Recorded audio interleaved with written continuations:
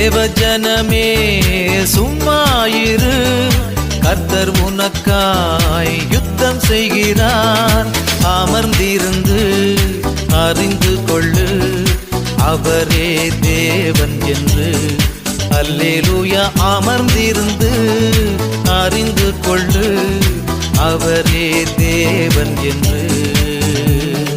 தேவஜனமே சும்மாயிரு, கர்த்தர் உனக்காய் யுத்தம் செய்கிறார்.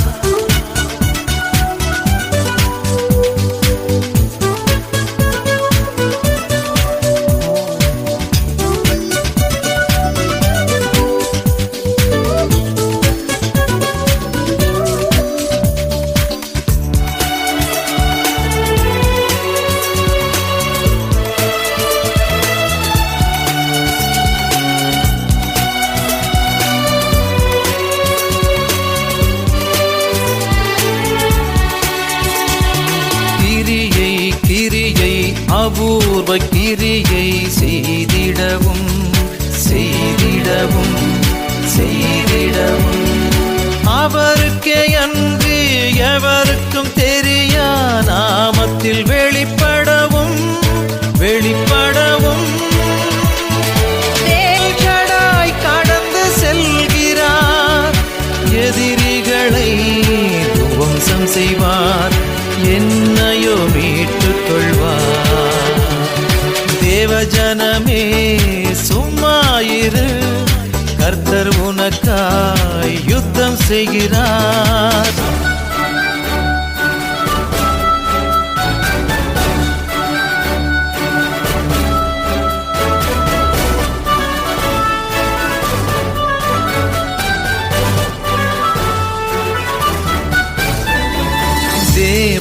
தேவனின் மௌனம் மௌனம் கலைகிறது கலைகிறது கலைகிறது. என் ஜனமே சீக்கிரமாய் வேளைக்குள் பிறவேசி பிறவேசி. சினம் கடந்து போகிறது, கொஞ்ச நேரம் ஒளிந்து கொள்ளு, இயேசுக்குள் ஒளிந்து கொள்ளு. தேவஜனமே சும்மாயிரு, கர்த்தர் உனக்காய் யுத்தம் செய்கிறார்.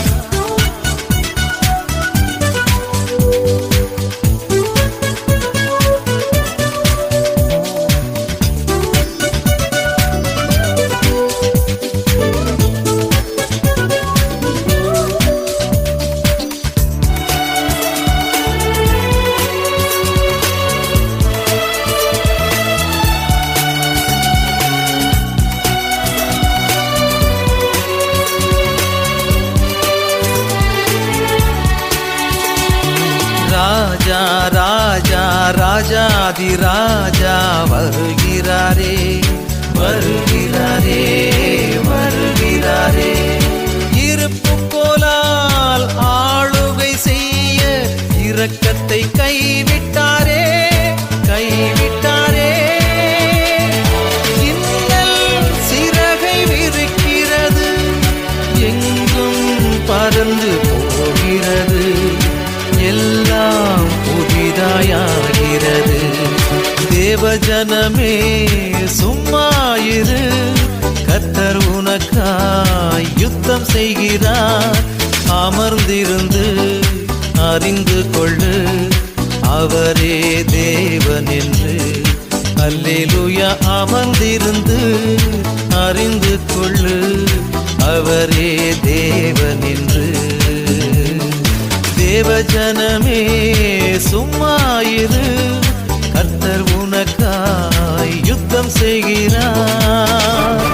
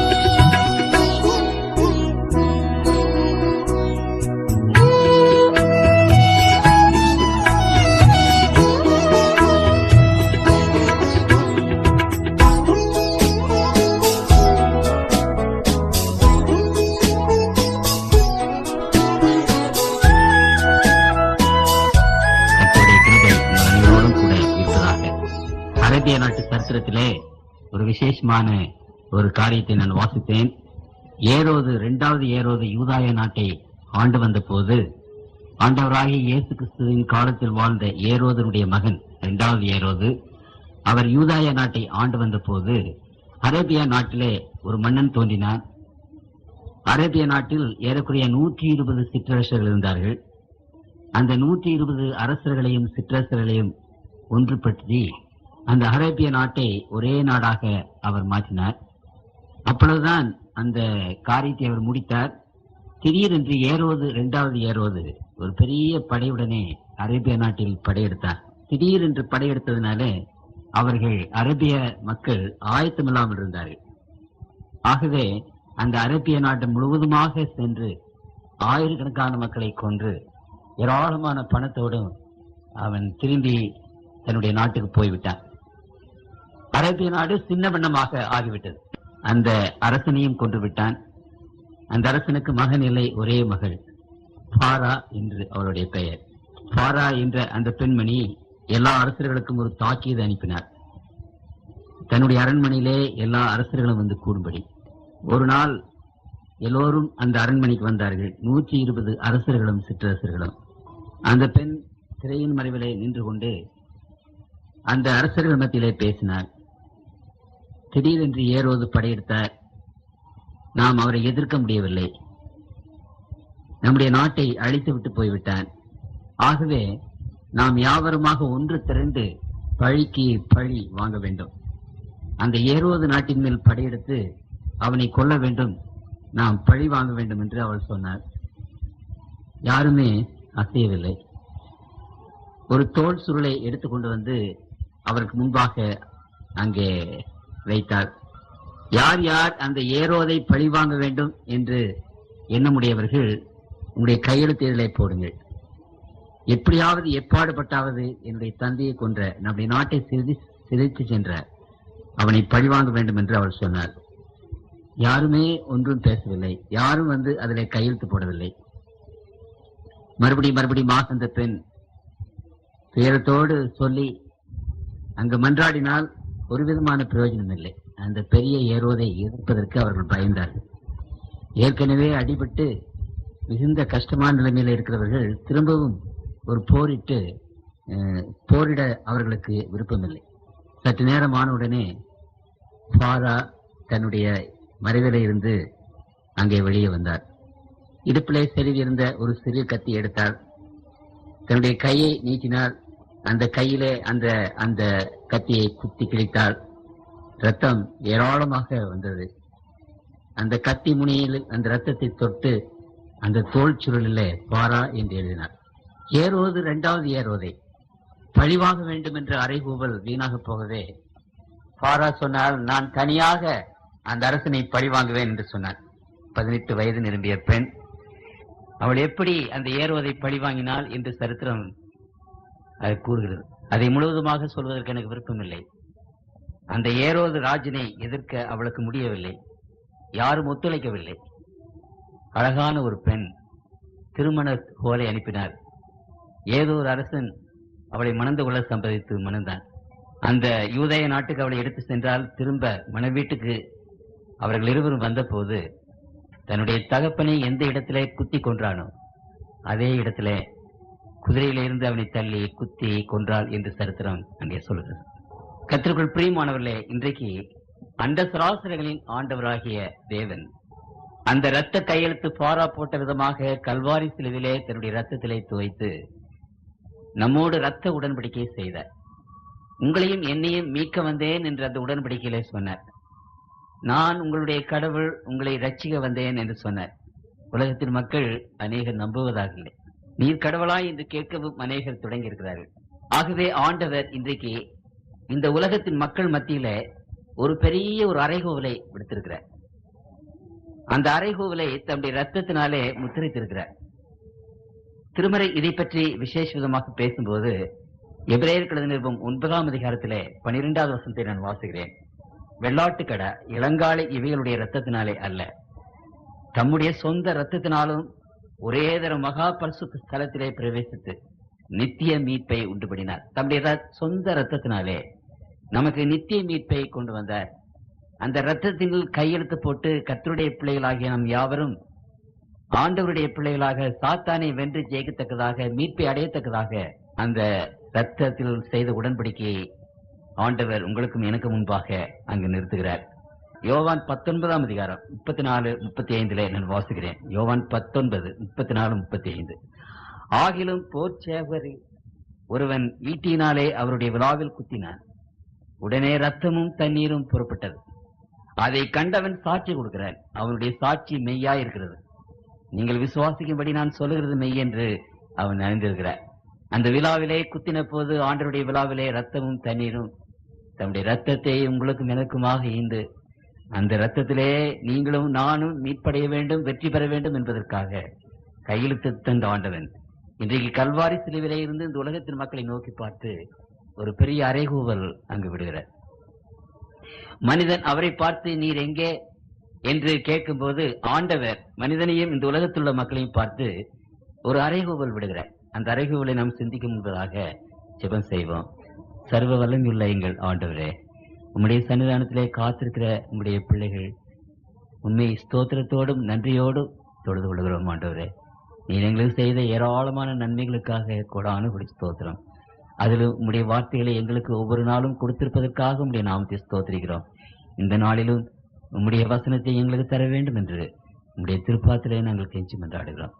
ஆண்டவரே, உம்முடைய சத்தத்தை நீர் உயர்த்தும். ஆண்டவரே, கல்வாரி சிலுவிலே இருந்து எங்களுக்கு கொடுக்கிற அந்த அறைகூவல், அந்த சேலஞ்ச், அந்த சவால், அதை உடைய மக்கள் மத்தியிலே நீர் எடுத்து வைக்க வேண்டும் என்றும் ஒவ்வொரு மகனுடைய உள்ளத்திலும் ஆண்டவரே நீர் வல்லமையோடு பேச வேண்டும் என்று அன்பின் ஆண்டவர் இயேசுவின் நாமத்தில் வேண்டிக் கொள்கிறோம். ஜெபங்கேளும் பரமபிதாவே, ஆமென். ஆண்டவர் தம்முடைய பிள்ளைகள் மத்தியிலே வைக்கிற அறைகூவலை பற்றி அங்கு ஏசாயாவின் புத்தகம் 1 அதிகாரம் 18 வசனத்திலே நான் அதை வாசிக்கிறேன். வழக்காடுவோம் வாருங்கள் என்று கர்த்தர் சொல்லுகிறார். வழக்காடுவோம் வாருங்கள். மனிதனுக்கும் ஆண்டவருக்கும் ஒரு வழக்கு இருக்கிறது. அந்த வழக்கை கொண்டு வாருங்கள், நம் இடையிலே அந்த வழக்கை கொண்டு வாருங்கள் என்று சொல்கிறார். எந்த வழக்கு என்பதை குறித்து திரும்ப நாம் வாசிக்கும் போது ஏசாயாவின் புத்தகம் 41 அதிகாரம் 21 வசனத்திலே இருந்து வாசிக்கிறேன். உங்கள் வழக்கை கொண்டு வாருங்கள் என்று கர்த்தர் சொல்லுகிறார். உங்கள் பலமான நியாயங்களை வெளிப்படுத்துங்கள் என்று யாக்கோபின் ராஜா வருகிறார். அவர்கள் அவைகளை கொண்டு வந்து சம்பவிக்கப் போகிறவைகளை நமக்கு தெரிவிக்கட்டும். அவைகளில் முந்தி சம்பவிக்கிறவைகள் இன்னதென்று சொல்லி நாம் நம்முடைய மனதை அவைகளின் மேல் வைக்கும்படிக்கும் பிந்தி சம்பவிக்கிறவைகளையும் நாம் அறியும்படிக்கும் நமக்கு தெரிவிக்கட்டும். வருங்காரியங்களை நமக்கு அறிவிக்கட்டும். பின்வரும் காரியங்களை எங்களுக்கு தெரிவிங்கள். அப்பொழுது நீங்கள் தேவர்கள் என்று அறிவோம். அல்லது நன்மையாவது தீமையாவது செய்யுங்கள், அப்பொழுது நாங்கள் திகைத்து ஏகமாய் கூடி அதை பார்ப்போம். இங்கு ஆண்டவர் இந்த உலகத்தின் மக்கள் முன்பாக, எல்லா மார்க்கத்தின் மக்கள் முன்பாக வைக்கிற ஒரு அறைகூவல், ஒரு சேலஞ்ச், அதை இங்கே நாம் வாசிக்கிறோம். வழக்காடுவோம். ஆண்டவருக்கு நமக்கும் ஒரு வழக்கு. நாம் ஆண்டவரை பார்த்து நீர் உண்மையான தெய்வம் தானா, அல்லது இந்த விவிலிய நூலை பார்த்து இது உண்மையான வேத புத்தகமா, கடவுளுடைய புத்தகமா என்றெல்லாம் அநேகர் கேட்கிறோமே. அந்த காரியத்தை குறித்து ஆண்டவர் சொல்லுகிறார் ஒரு வழக்கு, ஒரு சேலஞ்ச். என்ன சேலஞ்ச் என்றால், இனி வரப்போகிற காரியங்களை உங்களில் யாராவது அறிவிக்க முடியுமானால் அறிவியுங்கள். அந்த காரியங்கள் வகை வகையாக தொகுத்து இவைகள் இப்பொழுது சம்பவிக்கும், அவைகளுக்கு பின்பு இவைகள் சம்பவிக்கும், அவைகளுக்கு பின்பு இவைகள் சம்பவிக்கும் என்று வரும் காரியங்களை நீங்கள் எங்களுக்கு தெரிவிங்கள், எனக்கு தெரிவிங்கள். அப்படி வரப்போகிற காலங்களை நீங்கள் தெரிவிப்பீர்களானால் நீங்கள் தேவர்கள் என்று நாங்கள் ஒத்துக்கொள்கிறோம், நீங்கள் கடவுள் என்று ஒத்துக்கொள்கிறோம் என்று ஆண்டவர் அந்த அறைகூவலை நமக்கு முன்பாக வைக்கிறார். ஆண்டவர் உன்னதத்தின் தேவன் இந்த உலகத்தில் வந்து நமக்காக மரித்தார் என்று சொல்லும் போது அதை அநேகர் நம்புவதில்லை. இந்த புத்தகம், இந்த வேத புத்தகம் அவருடைய புத்தகம், அவரால் எழுதப்பட்டது என்று சொல்லும் போது அநேகர் நம்புவதில்லை. ஆகவே ஆண்டவர் மனுமக்களை நோக்கி பார்த்து என்ன சொல்கிறார்? உண்மையான தெய்வம் என்பவர் யார்? அந்த உண்மையான தெய்வம் தான் வரப்போகிற காரியங்களை நமக்கு திட்டவட்டமாக எடுத்து சொல்ல முடியும். இனிமேல் நடக்க போகிறது என்ன, இனிமேல் வரப்போகிறது என்ன. ஆகவே இங்கே ஆண்டவர் சொல்லுகிறார், இனிமேல் வரப்போகிற காரியங்களை அறிவியுங்கள், தெரிவியுங்கள். அப்படி நீங்கள் தெரிவிப்பீர்களானால் உங்களை தேவர்கள் என்று ஒத்துக்கொள்கிறோம். அப்படியானால் அப்படி நீங்கள் தெரிவிப்பீர்களானால் இந்த வேத புத்தகம் தப்பு, இந்த வேதத்தின் ஆண்டவர் அல்ல என்று ஆண்டவர் ஒரு விசேஷமாக ஒரு அறைகூவலை அங்கு விடுவிக்கிறார். நீங்கள் தேவர்கள் என்று அறிவோம், பின்வரும் காரியங்களை எங்களுக்கு தெரியுங்கள். அப்படியானால் இதனுடைய பொருள் என்ன? இந்த வேதத்திலே தீர்க்க தரிசனங்கள் என்று அநேக பாகங்கள் இருக்கின்றன. தீர்க்க தரிசனங்கள் என்று சொன்னால் இனிமேல் வரப்போகிற காரியங்களை, இனிமேல் நடக்க போகிற காரியங்களை ஆண்டவர் இந்த வேத வசனங்களில் ஏராளமாக எழுதி வைத்திருக்கிறார். இந்த வேத புத்தகத்திலே 18 புத்தகங்கள் முழுவதுமாக தீர்க்க தரிசன புத்தகங்களாக இருக்கின்றன. இந்த வேத புத்தகத்தில் ஏறக்குறைய 3000த்திற்கு அதிகமான பெரிய தீர்க்க தரிசனங்கள் இருக்கின்றன இந்த வேத புத்தகத்திலே. ஆகவே ஆண்டவர் சொன்னார், இந்த தீர்க்க தரிசனங்களை உரைக்கிற அந்த வல்லமை உண்மையான கடவுள் ஒருவருக்கு தான் உண்டு. உண்மையான தெய்வம், அண்ட சராசரத்தை உண்மையாக படைத்த தெய்வம் தான் இந்த தீர்க்க தரிசனங்களை எடுத்து சொல்ல முடியும். அப்படி இந்த தீர்க்க தரிசனங்களை நீங்கள் யாராவது, இந்த உலகத்தின் சக்திகள் யாராவது சொல்லுமானால், அப்பொழுது நாங்கள் உங்களை தேவர்கள் என்று ஏற்றுக்கொள்கிறோம் என்று இங்கு ஆண்டவர் ஒரு வழக்கை நமக்கு முன்பாக வைக்கிறார். திரும்ப அதே அதிகாரத்தில் 46வது அதிகாரத்திலே நீங்கள் உங்கள் புஸ்தகத்தை திருப்புங்கள். அங்கு 10வது 11வது வசனத்திலே வாசிக்கிறேன். அந்தத்தில் உள்ளவைகளை ஆதி முதல் கொண்டும் இன்னும் செய்யப்படாதவைகளை பூர்வகாலம் முதல் கொண்டும் அறிவிக்கிறேன். என் ஆலோசனை நிலை நிற்கும், எனக்கு சித்தமானவைகளை எல்லாம் செய்கிறேன் என்று சொல்லி ஆண்டவர் இங்கே சொல்லுகிறார். அதற்கு முன்னதாக முந்தி 9வது வசனம், பூர்வ காலத்தில் நடந்தவைகளை நினையுங்கள், நானே தேவன், வேறொருவரும் இல்லை, நானே தேவன், எனக்கு சமானம் இல்லை. ஏன் தானே தேவன் என்று அவர் சொல்லுகிறார்? தனக்கு சமமான ஒரு சக்தி, ஒரு பரம்பொருள் இல்லை என்று சொல்லுகிறார். நானே அந்தத்தில் உள்ளவைகளை ஆதி முதல் கொண்டு இன்னும் செய்யப்படாதவைகளை நான் வரிசையாக அங்கு சொல்லுகிறேன் என்று அவர் சொல்லுகிறார். ஏசாயாவின் புத்தகம் 43ஆம் அதிகாரத்திலே அங்கு மறுபடியுமாக நான் வாசிக்கிறேன். 43ஆம் அதிகாரம் 9வது வசனத்திலே மறுபடியுமாக ஆண்டவர் சொல்லுகிறார், சகல ஜாதிகளும் ஏகமாய் சேர்ந்து கொண்டு சகல ஜனங்களும் கூடி வரட்டும், இதை அறிவித்து முந்தி சம்பவிக்கிறவைகளை நமக்கு தெரிவிக்கிறவன் யார்? கேட்டு மெய்யென்று சொல்லக்கூடும்படி அவர்கள் தங்கள் சாட்சியங்களை கொண்டு வந்து யதார்த்தவான்களாய் விளங்கட்டும்.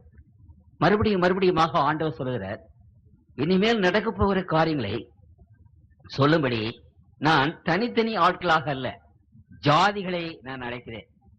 அப்படியானால் ஒருவேளை ஒரு மனிதன், ஒரு தனி மனிதன் இப்படி இந்த காரியங்களை சொல்ல முடியாவிட்டால், ஜாதியாக, ஒரு ஜனமாக, ஒரு நேஷனாக நீங்கள் வந்து இந்த வழக்கை எடுத்துக் கொள்ளுங்கள் என்று ஆண்டவர் சொல்லுகிறார். 44வது ஜாதியாக, ஒரு ஜனமாக, ஒரு நேஷனாக நீங்கள் வந்து இந்த வழக்கை எடுத்துக் கொள்ளுங்கள் என்று ஆண்டவர் சொல்லுகிறார். 44வது அதிகாரத்திலே மறுபடியும் நான் வாசிக்கிறேன். 44ஆம் அதிகாரம் 7வது வசனத்திலே சொல்லுகிறார், பூர்வ காலத்து ஜனங்களை நான் ஸ்தாபித்தது முதல் கொண்டு என்னை போல எதையாகிலும் வரவழைத்து இன்னென்னதென்று முன்னறிவித்து எனக்கு முன்னே வரிசையாக நிறுத்தத்தக்கவன் யார்? நிகழ்காரியங்களையும் வரும் காரியங்களையும் தங்களுக்கு அவர்கள் அறிவிக்கட்டும். திரும்ப திரும்ப இந்த வேத புத்தகத்தில் அநேக இடங்களிலே இந்த அறைகூவலை ஆண்டவர் விடுகிறார். 42ஆம் அதிகாரத்திலே திரும்ப 9வது வசனத்தை வாசிக்கிறேன். பூர்வ காலத்தில் தெரிவிக்கப்பட்டவைகள் இதோ நிறைவேறலாயின, புதியவைகளையும் நானே அறிவிக்கிறேன், அவைகள் தோன்றாததுக்கு முன்னே அவைகளை உங்களுக்கு சொல்லுகிறேன். இன்னும் அநேக வசனங்களை நான் படித்துக் கொண்டே போகலாம். ஆனால் ஆண்டவர் இந்த வேத புத்தகத்துல இந்த உலகத்தின் மக்களுக்கு முன்பாக ஒரு வழக்கை வைக்கிறார். அந்த வழக்கு என்னவென்றால், உண்மையான தெய்வம் யார் என்பதற்கு என்ன அடையாளம்? உண்மையான தெய்வத்தினுடைய அடையாளம் முன்னாலே நான் சொன்னேன், வானம், பூமி, சமுத்திரம், அண்ட சராசரங்கள் எல்லாவற்றையும் படைத்த தேவன் தான் தேவன். எப்படி ஒரு பெண் பெற்றெடுத்தால் அது தாயாக இருக்கிறதோ, அதே போல அண்ட சராசரங்களை படைக்கிற ஆண்டவர் தான் உண்மையான தெய்வம். உண்மையான தெய்வம் என்பவர் யார் என்பதை குறித்து பேசும்போது, தீர்க்க தரிசனங்களை உரைக்க வல்லமையுள்ள ஒரு தேவன். தீர்க்க தரிசனம் என்று சொன்னால் இனிமேல் வரப்போகிற காரியங்களை ஒவ்வொன்றாக வரிசை கிரமமாக இன்னது நடக்கும், அப்புறம் இன்னது நடக்கும், அப்புறம் இன்னது நடக்கும், இந்தந்த காலங்களிலே இன்னென்னவைகள் நடக்கும் என்பதை முன்னதாகவே, நூற்றுக்கணக்கான வருஷங்களுக்கு முன்னதாகவே, ஆயிரக்கணக்கான வருஷங்களுக்கு முன்னதாகவே நமக்கு ஆண்டவர் சொல்லுகிறார். இதுதான் தீர்க்க தரிசனம். அப்படியானால் இந்த தீர்க்க தரிசனம் சொல்லக்கூடிய ஒரு சக்தி உடையவர் யாரோ அவர்தான் உண்மையான தெய்வம். இன்றைக்கு இந்த உலகத்தின் மக்கள் யாராக இருந்தாலும் சரி, அல்ல உலகத்தில் தொழப்படுகிறவைகள் என்று சொல்லக்கூடியவைகள் எதுவாக இருந்தாலும் சரி, இப்படிப்பட்ட தீர்க்க தரிசனங்களை நீங்கள் சொல்லக்கூடுமானால் அப்பொழுது உங்களை தெய்வம் என்று நாங்கள் ஏற்றுக்கொள்கிறோம். அப்படி யாராவது சொல்வார்களானால் இந்த வேதம் உண்மையல்ல, இந்த வேதத்தின் ஆண்டவர் உண்மையான தெய்வம் அல்ல என்று சவால் விடுகிறார், ஒரு அறைகோவல் விடுகிறார். கர்த்தருக்குள் பிரியமான தேவனுடைய பிள்ளைகளே, இந்த சவாலை இன்றைக்கு உலகத்தின் மக்கள் ஏற்றுக்கொள்ள முடியுமா?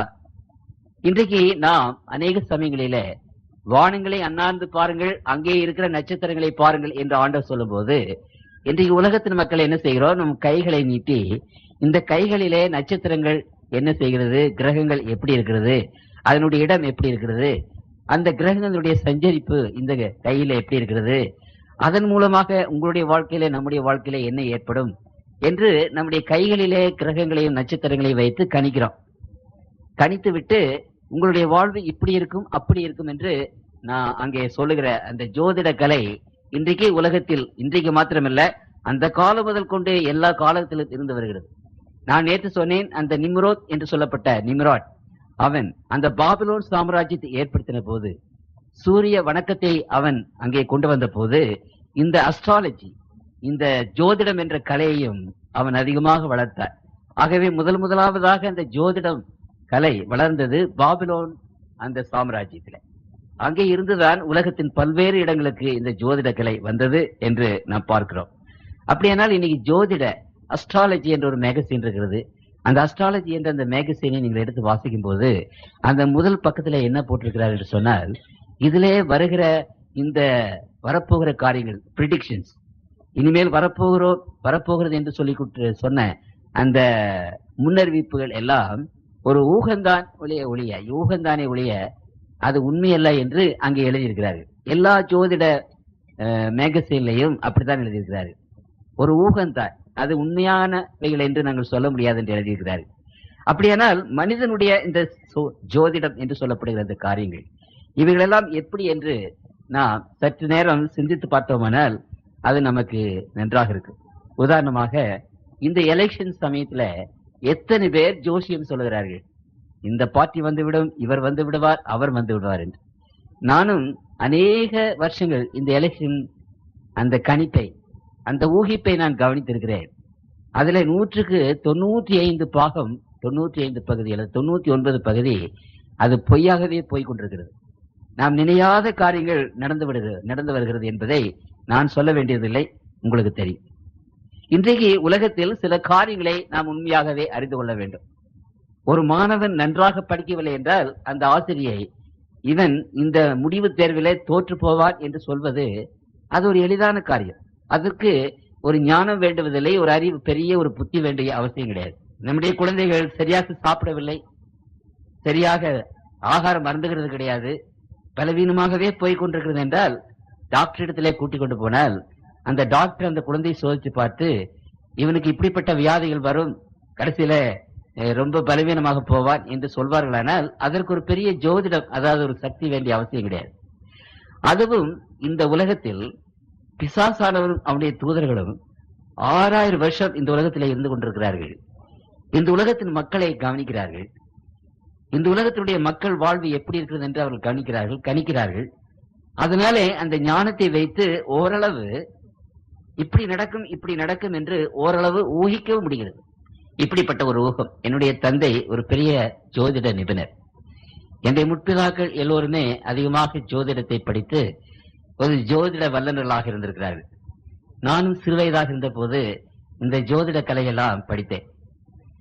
ஆனால் கர்த்தருக்குள் பிரியமானவர்களே, பின்பு என்னுடைய தந்தை என்னிடத்திலே சொன்னார், இந்த ஜோதிட கலை விசேஷமாக இருக்க வேண்டும் என்றால் சில ஆவிகள் நம்மிடத்தில் இருக்க வேண்டும், some spirits.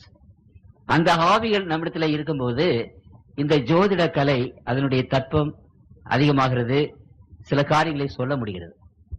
அப்படியானால் இந்த காரியங்களை பற்றி உதாரணமாக ஒரு ஆவியுள்ள, ஒரு ஸ்பிரிட் உள்ள ஒரு ஜோசியரிடத்தில் என்னுடைய கையை நீட்டினால், அப்பொழுது உங்களுக்கு ஒன்று சொல்ல வருகிறேன், நமக்கென்று தேவ தூதர்கள் இருக்கிறார்கள். நம் பக்கத்துல ஆண்டவர் நமக்கென்று ஒரு தேவ தூதனை ஏற்படுத்தி இருக்கிறார். அவர்கள் நம் பக்கத்திலேயே எப்பொழுது இருக்கிறார்கள். நாம் எங்கு போகிறோம், எங்கு வருந்தாலும் சரி, நாம் என்ன செய்தாலும் சரி, என்ன பேசினாலும் சரி, அது பகலானாலும் சரி இரவானாலும் சரி அவர்களுக்கு தெரியும். அவர்கள் தான் நம்மை பற்றி பரலோகத்திலே போய் குறிப்பிடுகிறார்கள். நாம் செய்த தப்பிதமான காரியங்கள், நல்ல காரியங்கள் எல்லாவற்றையும் அந்த புத்தகத்தில் எழுதி வைத்திருக்கிறார்கள், நம்முடைய புத்தகத்தில் எழுதுகிறார்கள். அதே போலவே பிசாசானவன் நமக்கு ஒரு தூதனை கொடுத்திருக்கிறார். இதை பற்றி வேதத்தில் நாம் நேரடியாக நமக்கு வசனம் இல்லை, ஆனால் மறைமுகமாக அதை பற்றி நாம் வேதத்திலே நாம் வாசிக்கிறோம். அப்படியானால் இந்த 2 தேவ தூதர்களும் நம் பக்கத்தில் இருக்கிறார்கள். இந்த 2 தேவ தூதர்களும் நாம் என்ன செய்கிறோம் என்பது அவர்களுக்கு தெரியும். நான் ஒரு ஜோதிடத்திலே கையை கொண்டு போய் நீட்டும் போது அவரிடத்திலே அந்த ஆவி இருக்குமானால், அந்த ஸ்பிரிட் இருக்குமானால், என்னுடைய அந்த தேவதூதன் அவரிடத்திலே போய் விடுகிறார், இந்த பிசாசனுடைய தூதன். அப்பொழுது அவன் என்னை பற்றி எல்லா காரியங்களையும் சொல்லிவிடுகிறான். அவனுக்கு நான் எங்க பிறந்தேன், எனக்கு எத்தனை சகோதரிகள் உண்டு, என்னுடைய அப்பா யார், அம்மா யார், நான் என்னென்ன செய்தேன், எல்லாவற்றையும் அவர் சொல்லிவிடுகிறார். அப்பொழுது அவர் கண்ட மாதிரி, கண்ணிலே கண்ட மாதிரி எல்லாவற்றையும் நமக்கு விவரித்து சொல்லிவிடுகிறார். இதுதான் இன்றைக்கு ஜோசிய கலை. அந்த ஜோசிய கலையிலே ஜனங்கள் அதிகமாக ஈடுபடுவதற்கு இந்த ஆவிகள் காரணமாக இருக்கிறது என்பதை நாம் அறிந்து கொள்ள வேண்டும். அடுத்தபடியாக இன்னொரு காரியம் என்னவென்றால், இன்றைக்கு எனக்கு அந்த ஆவி இருக்கிறது, ஸ்பிரிட் இருக்கிறது. நான் ஒருவரிடத்தில் ஒரு ஜோசியம் சொல்லுகிறேன். அது என்ன சொல்லுகிறேன் என்றால், நீங்கள் சீக்கிரமாக ஒரு புதையல் உங்களுக்கு கிடைக்கும், இந்த மாதம் இத்தனாம் தேதியில அந்த புதையல் உங்கள் கைகளுக்கு வரும் என்று நான் ஜோசியம் சொல்லுகிறேன். அப்படி ஜோசியம் சொல்லும் போது என்னிடத்தில் இருக்கிற அந்த ஆவி, அந்த ஸ்பிரிட், அவர்களுக்கு இந்த உலகத்தில் புதையல்கள் எங்கெங்கெல்லாம் இருக்கிறது என்று தெரியும். தேவ தூதர்களுக்கு இந்த புதையல்கள் இருக்கிற இடமெல்லாம் தெரியும். அப்படியானால் அந்த ஆவி, அந்த தேவதூதன், நான் யாரிடத்திலே அந்த ஜோசியம் சொல்லுகிறோனோ அவரை கொண்டு போய் நான் சொன்ன மாதிரியே அந்த நாளிலே, அந்த நாளிகையிலே சரியாக அந்த அந்த அந்த பொக்கிஷம் இருக்கிற ஒரு இடத்தை கொண்டு போய் காட்டி விடுவார். அது ஒருவேளை நமக்கு தெரியாது. அப்பொழுது அவருக்கு அதே நேரத்திலே அந்த நாளிலேயே அந்த பொக்கிஷம் கிடைத்துவிடும். அப்பொழுது இந்த ஜோதிடத்தை அவர்கள் நம்புவார்களா, நம்ப மாட்டார்களா? நிச்சயமாக நம்புவார்கள். உதாரணமாக நான் ஒருவரை பார்த்து சொல்லுகிறேன், இடத்துல அந்த ஆவி இருக்கிறது, நீங்கள் இன்னும் 2 மாதத்திலே ஜனவரி மாதம் 12ஆம் தேதி மெட்ராஸிலே அண்ணா சாலையிலே ஒரு கார் விபத்துக்குள்ளாகி இறந்து போவீர்கள் என்று அங்கு ஜோசியம் நான் சொல்கிறேன் என்று வைத்துக் கொள்ளுங்கள். அப்பொழுது என்னிடத்தில் இருக்கிற அந்த தேவதூதன் அந்த மனிதனை அந்த ஜனவரி மாதம் 12ஆம் தேதி அந்த குடும்பத்திலிருந்து பிரித்து கூட்டிக் கொண்டு போய் அண்ணா சாலையில விட்டு அங்க வருகிற ஒரு கார் டிரைவரிடத்திலே கிரியை செய்து அந்த கார் மோதி இறக்கும்படி அவன் செய்து விடுகிறான். நான் சொல்வதை நீங்க நன்றாக கவனிங்கள். ஏன் இவைகளெல்லாம் என்னால சொல்ல முடிகிறது என்று சொன்னால், நான் ஒரு ஜோசியருடைய குடும்பத்தில் பிறந்தவர். வாழையடி வாழையாக ஜோசியம் பார்த்தவர்கள் நாங்கள். அதனால்தான் இந்த ரகசியங்கள் எல்லாவற்றையும் உங்களுக்கு நாங்கள் அப்படியே சொல்லிவிடுகிறோம். அப்படியானால் கர்த்தருக்குள் பிரியமானவர்களே, இன்றைக்கு ஜோதிடம், ஆருடம் கணிப்பது, இப்படிப்பட்ட காரியங்கள் எல்லாம் இப்படி அநேகர் இது உண்மை என்று நினைப்பதற்கு இந்த மாதிரியான காரியங்கள் வழிவகுக்கின்றன. வரப்போகிற காரியங்களை யாரும் சொல்ல முடியாது என்று ஆண்டவர் சொல்லும் போது இந்த மாதிரி சில சக்திகள் இல்ல எங்களால் சொல்ல முடியும் என்று இப்படிப்பட்ட காரியங்களை செய்து ஜனங்களுக்கு ஒரு நம்பிக்கையை கொண்டு வருவதனாலே அவர்கள் உண்மையான தெய்வத்தை நினைக்காதபடி, உண்மையான தெய்வத்தை பார்க்காதபடி அவர்கள் இதன் மேல என்ன செய்கிறார்கள்? நம்பிக்கை கொண்டு தங்களுடைய வாழ்நாளை கழிக்கிறார்கள் என்பதை குறித்து நாம் நிச்சயமாக அறிந்து கொள்ள வேண்டும். அப்படி என்னால் இப்படிப்பட்டவைகள் எல்லாம் தீர்க்க தரிசனமா? ஏதோ இன்றைக்கு நடக்கிறது, நாளைக்கு நடக்கிறது, அல்லது நம்முடைய வாழ்விலே நடக்கிறது. உதாரணமாக அந்த நாட்களிலே நாம் ஜோசியம் பார்க்கிற மாதிரி டல்பிக் ஆரக்கல்ஸ் என்று சொல்லி அங்கு கிரேக்க நாட்டிலே ஒன்று இருந்தது, டல்பிக் ஆரக்கல்ஸ் என்று சொல்லி. அது குறி சொல்லும். ஆகவே குரோசியஸ் என்ற ஒரு மன்னன் பெர்ஷிய நாட்டிலே போய் சண்டை போடும்போது, பர்ஷியர்களிடத்தில் சண்டை போடும்போது அந்த டல்பிக் ஆரக்கல்ஸ் என்று சொல்லப்பட்ட அந்த இடத்திலே போய் குறி கேட்டார், சேனையோடு போவதா, அப்படி போனால் நான் அந்த பெர்ஷியர் இடத்துல வெற்றி பெறுவானா என்று அவர் குறி கேட்டார். அப்பொழுது அந்த டல்பிக் ஆரக்கல்ஸ் ஆசாரியர்கள் குறி சொன்னார்கள். என்ன சொன்னார்கள் என்றால், ஹல்ப்ஸ் என்ற ஒரு நதி இருக்கிறது, அந்த ஹல்ப்ஸ் என்ற நதியை நீ கடந்து ஒரு பெரிய சேனையை அழித்து போடுவாய் என்று அந்த குறி சொன்னது. உடனே இந்த கிரேசியஸ் என்ற மன்னனுக்கு ரொம்ப சந்தோஷம். ஒரு பெரிய சேனையை அழித்து தான் மிகுந்த ஒரு பெரிய வெற்றி பெறுவேன் என்று அவன் நினைத்தார். தைரியமாக சந்தோஷமாக தன்னுடைய பெரிய சேனையை நடத்தி கொண்டு போன அந்த நதியை கடந்த உடனே அங்க பெரிய யுத்தம் வந்தது. அந்த பெர்ஷியர்கள் இவனுடைய பெரிய சேனையை அழித்து போட்டார்கள். அவன் அந்த சேனையை அழித்து தோல்வி அடைந்து ஓடி வந்து அந்த ஆறுக்கள் இடத்துல வந்து அந்த குருமார்களிடத்திலே கடிந்து கொண்டான். இப்படி என்னை ஏமாற்றி விட்டீர்களே. அந்த குருமார்கள் சொன்னார்கள், உங்களை நாங்கள் ஏமாற்றவில்லையே, ஒரு பெரிய சேனை அழிந்து போகும் என்று சொன்னோம். அந்த பெரிய சேனை அழிந்ததா இல்லையா? அது அவனுடைய சேனையாக இருக்கட்டும் அல்லது உன்னுடைய சேனையாக இருக்கட்டும், நாங்கள் சொன்னது என்ன? ஒரு பெரிய சேனை அழியும். அப்படியே ஒரு பெரிய சேனை அழிந்து போயிட்டல்லவா என்று சொன்னார்கள். நான் சொல்வது கதையல்ல, அது சரித்திர குறிப்பு. ஆகவே இப்படிப்பட்ட ஒரு நிலையான, ஒரு நம்பக்கூடாத, அல்லது இப்படியும் அப்படியும் எப்படி வேண்டும் என்றாலும் திருப்பலாம் என்றபடி குறிகள் சொல்வது அல்லது ஜோசியங்கள் சொல்வது அல்ல. இந்த திருமறையிலே கர்த்தருக்குள் பிரியமானவர்களே, ஆட்களை பற்றி தீர்க்கதரிசனம் இருக்கிறது, நாடுகளை பற்றி தீர்க்கதரிசனம் இருக்கிறது. இங்கே கிழக்கத்திய நாடுகளை பற்றி தீர்க்கதரிசனம் இருக்கிறது. இந்த தீர்க்கதரிசனங்களை இன்றைக்கு நான் அதிகமாக சொல்ல முடியாது. உதாரணமாக ஒரு சில தீர்க்கதரிசனை மாத்திரம் உங்கள் மத்தியிலே நான் வைக்க விரும்புகிறேன். ஆகவே கர்த்தருக்குள் பிரியமானவர்களே, மூன்றாவது உலக யுத்தம், அந்த மூன்றாவது உலக யுத்தம் எங்கே நடக்கும்? அது எப்பொழுது நடக்கும்? அது யார் யாருக்கு நடக்கும்? இறைவன் இந்த உலகத்தில் வரப்போகிற காரியங்கள் எல்லாவற்றையும் இந்த வேத புத்தகத்தில் தீர்க்கமாக திட்டவட்டமாக எழுதியிருக்கிறார். இப்படி அப்படி என்று நினைப்பதற்கு அல்ல, நாம் எதை வேண்டும் என்றாலும் எடுத்துக்கொள்வதற்காக அல்ல. உண்மையும் திட்டமும் தீர்க்கமான இந்த தீர்க்கதரிசன வசனங்களை ஆண்டவர் இந்த புத்தகத்திலே எழுதியிருக்கிறார். இந்த புத்தகத்தின் 1/3 தீர்க்கதரிசனங்களாகவே இருக்கின்றன. 1/3 இந்த புத்தகத்திலே தீர்க்கதரிசனங்கள் அடங்கியிருக்கின்றன. ஆகவே இந்த தீர்க்கதரிசன புத்தகத்தை ஆண்டவர் வைத்து இந்த உலகத்தின் மக்களுக்கு முன்பாக நான் சொன்ன மாதிரி ஒரு சவால் விடுகிறார். இந்த தீர்க்கதரிசனத்தை எடுத்து யாராவது இந்த தீர்க்கதரிசனத்தில் ஒன்றை எடுத்து, இந்த 3000த்திற்கு அதிகமான தீர்க்கதரிசனங்களுக்குள்ளாக ஒன்றை எடுத்து அது தப்பிதமாகிவிட்டது, அது நடக்கவில்லை என்று யாராவது நிரூபித்து விட்டால் இந்த வேத புத்தகம் கடவுளுடைய புத்தகம் அல்ல, இந்த வேதத்தை எழுதினவர் உண்மையான தெய்வம் அல்ல என்று ஆண்டவர் அங்கு வழக்கு சொல்லுகிறார், அங்கு சவால் விடுகிறார். அல்லது இந்த வேத புத்தகத்தை தவிர வேறு எந்த சோர்ஸ், வேறு எந்த இடத்தில் இருந்தாவது இனிமேல் வரப்போகிற காரியங்களை திட்டவட்டமாக தீர்க்கமாக யாராவது நடக்கக்கூடிய காரியங்களை சொல்வார்களானால் அப்பொழுது அந்த அவர்களை நாங்கள் தேவர்களாக ஏற்றுக்கொள்கிறோம், அப்பொழுது நான் தேவன் இல்லை என்று ஆண்டவர் சொல்கிறார். இது ஒரு பெரிய சேலஞ்ச், ஒரு பெரிய அறைகூவல். அப்படிப்பட்ட ஒரு அறைகூவலோடு கூட இந்த வேத புத்தகம், கர்த்தருக்குள் பிரியமானவர்களே, இந்த வேத புத்தகத்தை உங்கள் மத்தியிலே நான் வைக்க விரும்புகிறேன். இந்த வேத புத்தகத்தை பற்றி ஆண்டவர் விசேஷமாக சொல்லும் போது 2 பேதுரு 1:19 அதிக உறுதியான தீர்க்கதரிசன வசனமும் நமக்கு உண்டு. பொழுது விடிந்து விடிவெள்ளி உங்கள் இருதயங்களில் உதிக்குமளவும் இருளுள்ள ஸ்தலத்தில் பிரகாசிக்கிற விலைக்கு போன்ற அவ்வசனத்தை கவனித்திருப்பது நலமாயிருக்கும். கார் இருள், எதுவுமே ஊடுருவி பாய முடியாத ஒரு இருள். இன்றைக்கு விஞ்ஞானம் நமக்கு எத்தனையோ விந்தையான காரியங்களை செய்திருக்கிறது. இன்னும் அநேக விந்தையான அதிசயமான ஆச்சரியமான காரியங்களை இன்றைக்கு செய்து கொண்டே போய்கொண்டிருக்கிறது விஞ்ஞானம். இந்த விஞ்ஞானத்தால் முடியாத ஒரே ஒரு காரியம், நாளைக்கு என்ன நடக்கும் என்று விஞ்ஞானத்தினாலே இன்றைக்கும் சொல்ல முடிவதில்லை. நாளைக்கு என்ன நடக்கும் என்பது ஒரு பெரிய காரிருளாகவே இருந்து கொண்டிருக்கிறது.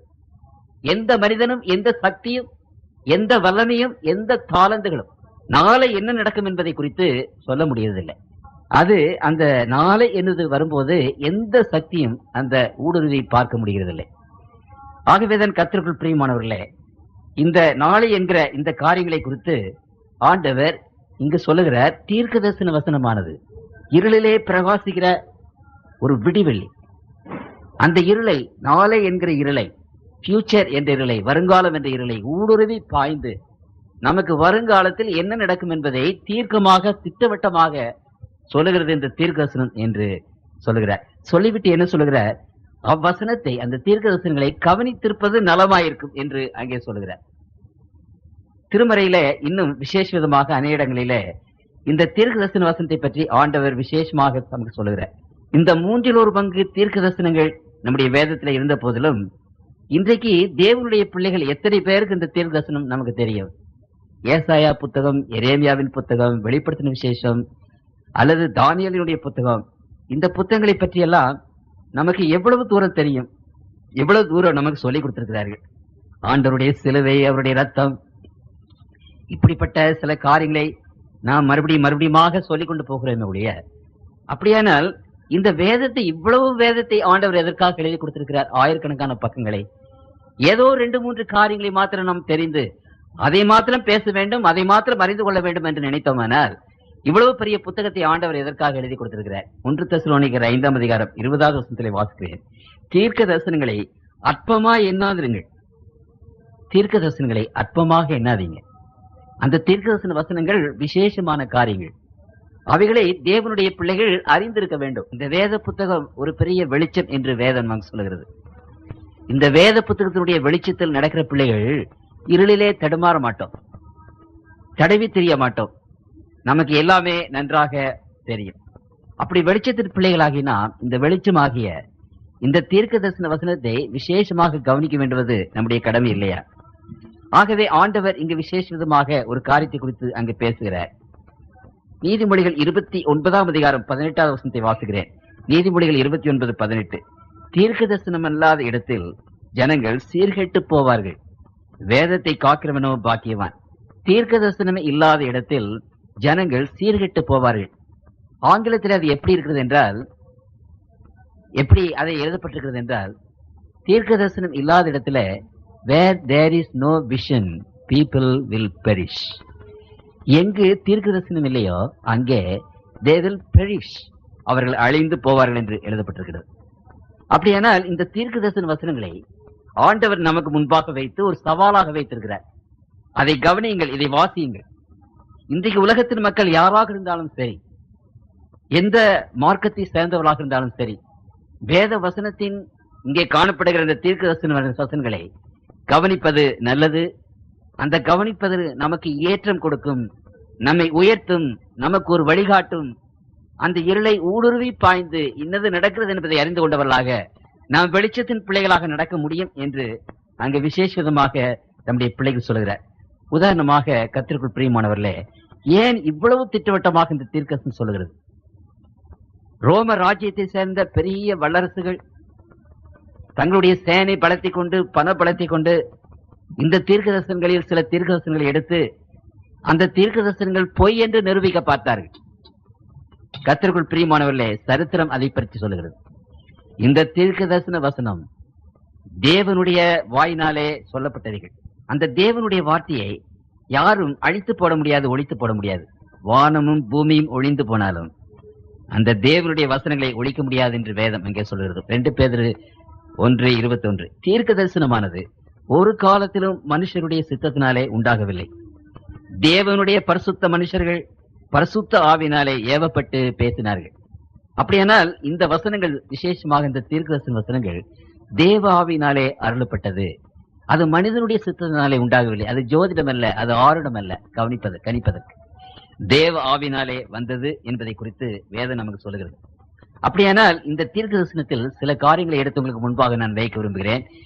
இந்த வேத புத்தகத்தின் முதலாவதாக கர்த்தருக்குள் பிரியமானவர்களே, ஒரு தீர்க்க தரிசனத்தை ஆண்டவர் அங்கு சொன்னார்.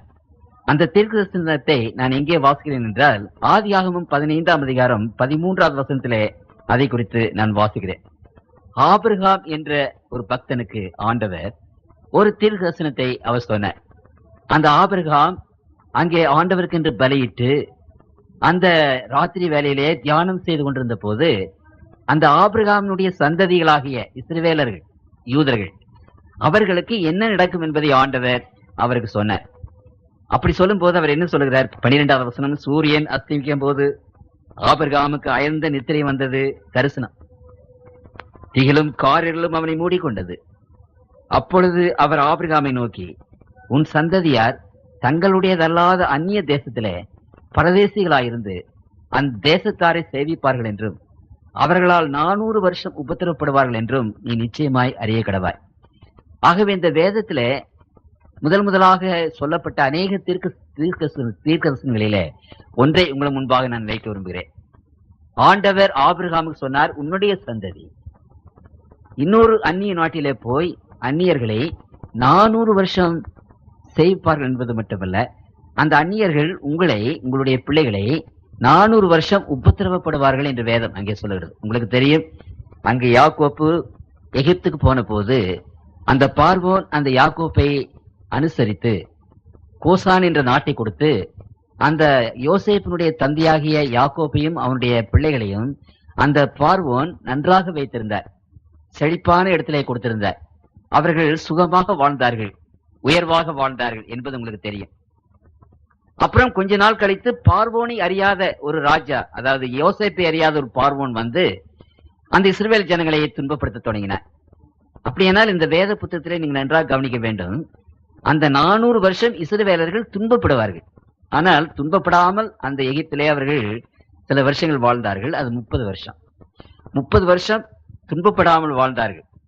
அப்புறம் யோசேப்பை அறியாத பார்வோன் எழுப்பின பிற்பாடு அவர்கள் உபத்திரவம் அடைந்தார்கள். உபத்திரவம் அடைந்த காலம் 400 வருஷம்.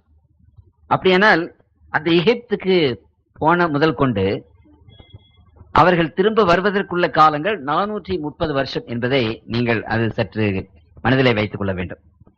சரி, அப்படியானால் அவர்கள் எகிப்திலே 430 வருஷம் இருப்பார்கள்.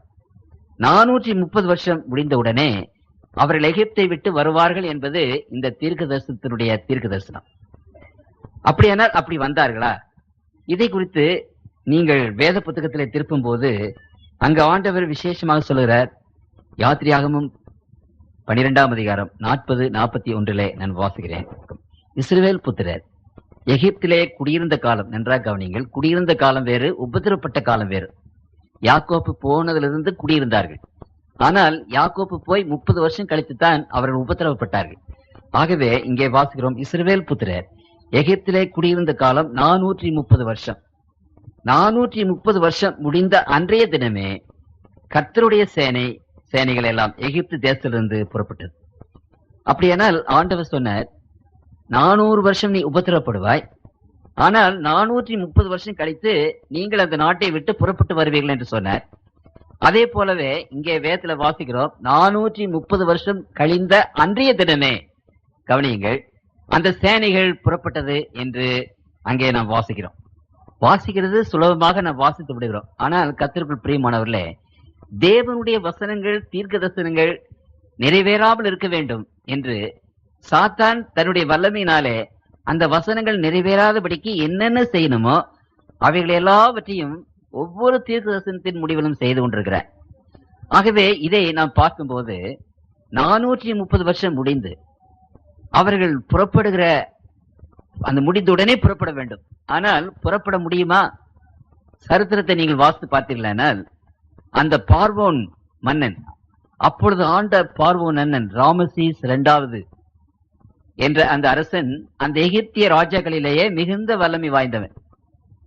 அநேக நாடுகளை அவன் வென்றவன். நீங்கள் சரித்திரத்தில் வாசித்து பார்த்தீர்களானால் இது தெரியும். 50 அடிக்கு ஒரு பெரிய கோட்டை கட்டி அங்கு ஒரு பெரிய சைனியத்தை வைத்து தன்னுடைய நாடு முழுவதும் அவன் அந்த யூப்ரட்டிஸ் நதிக்கரையில இருந்து, பாபிலோன்ல இருந்து அந்த இடைப்பட்ட எல்லா தேசங்களையும், எகிப்தியும் லிபியாவையும் அவன் ஆண்ட ஒரு பெரிய அரசன். ஏறக்குறைய 1500 மைல் நீளம், 1500 மைல் அகலம் கொண்ட ஒரு பெரிய ராஜ்யத்தை அவன் அரசாண்டு வந்தான். அந்த ராமசீஸ் என்ற அந்த அரசன் மகா பெரிய அரசன், பிரம்மாண்டமான சேனைகளோடு அந்த நாட்டை ஆண்டு கொண்டிருந்தார். இந்த இஸ்ரவேலர்கள் அடிமைகளாக இருந்தார்கள். அவர்களுக்கு யுத்தம் செய்ய தெரியாது, யுத்த தளவாடங்கள் அவர்கிட்ட கிடையாது. அப்படிப்பட்ட அந்த இஸ்ரவேல் ஜனங்களை அந்த பெரிய அரசனுடைய கருத்திலே இருந்து எப்படி விடுதலையாக்க முடியும், எப்படி மீட்க முடியும்? ஆகவே படித்தவர்கள் இதை ஆராய்ச்சி செய்து பார்த்தோமானால் ஒரு நாளும் அந்த இஸ்ரவேல் ஜனங்கள் அந்த அரசனுடைய கையில இருந்து விடுதலையாகி புறப்பட்டு வருவது நடக்கக்கூடியாத ஒன்று, நினைத்து கூட பார்க்க முடியாத ஒன்று. என்றாலும் அந்த குறித்த நாளிலே, அந்த 430 வருஷம் முடிந்தவுடனே இஸ்ரவேல் சேனை அந்த எகிப்திலே இருந்து புறப்பட்டது. ஆண்டவருடைய சொல் என்றைக்கும் மாறாதது ஒன்று.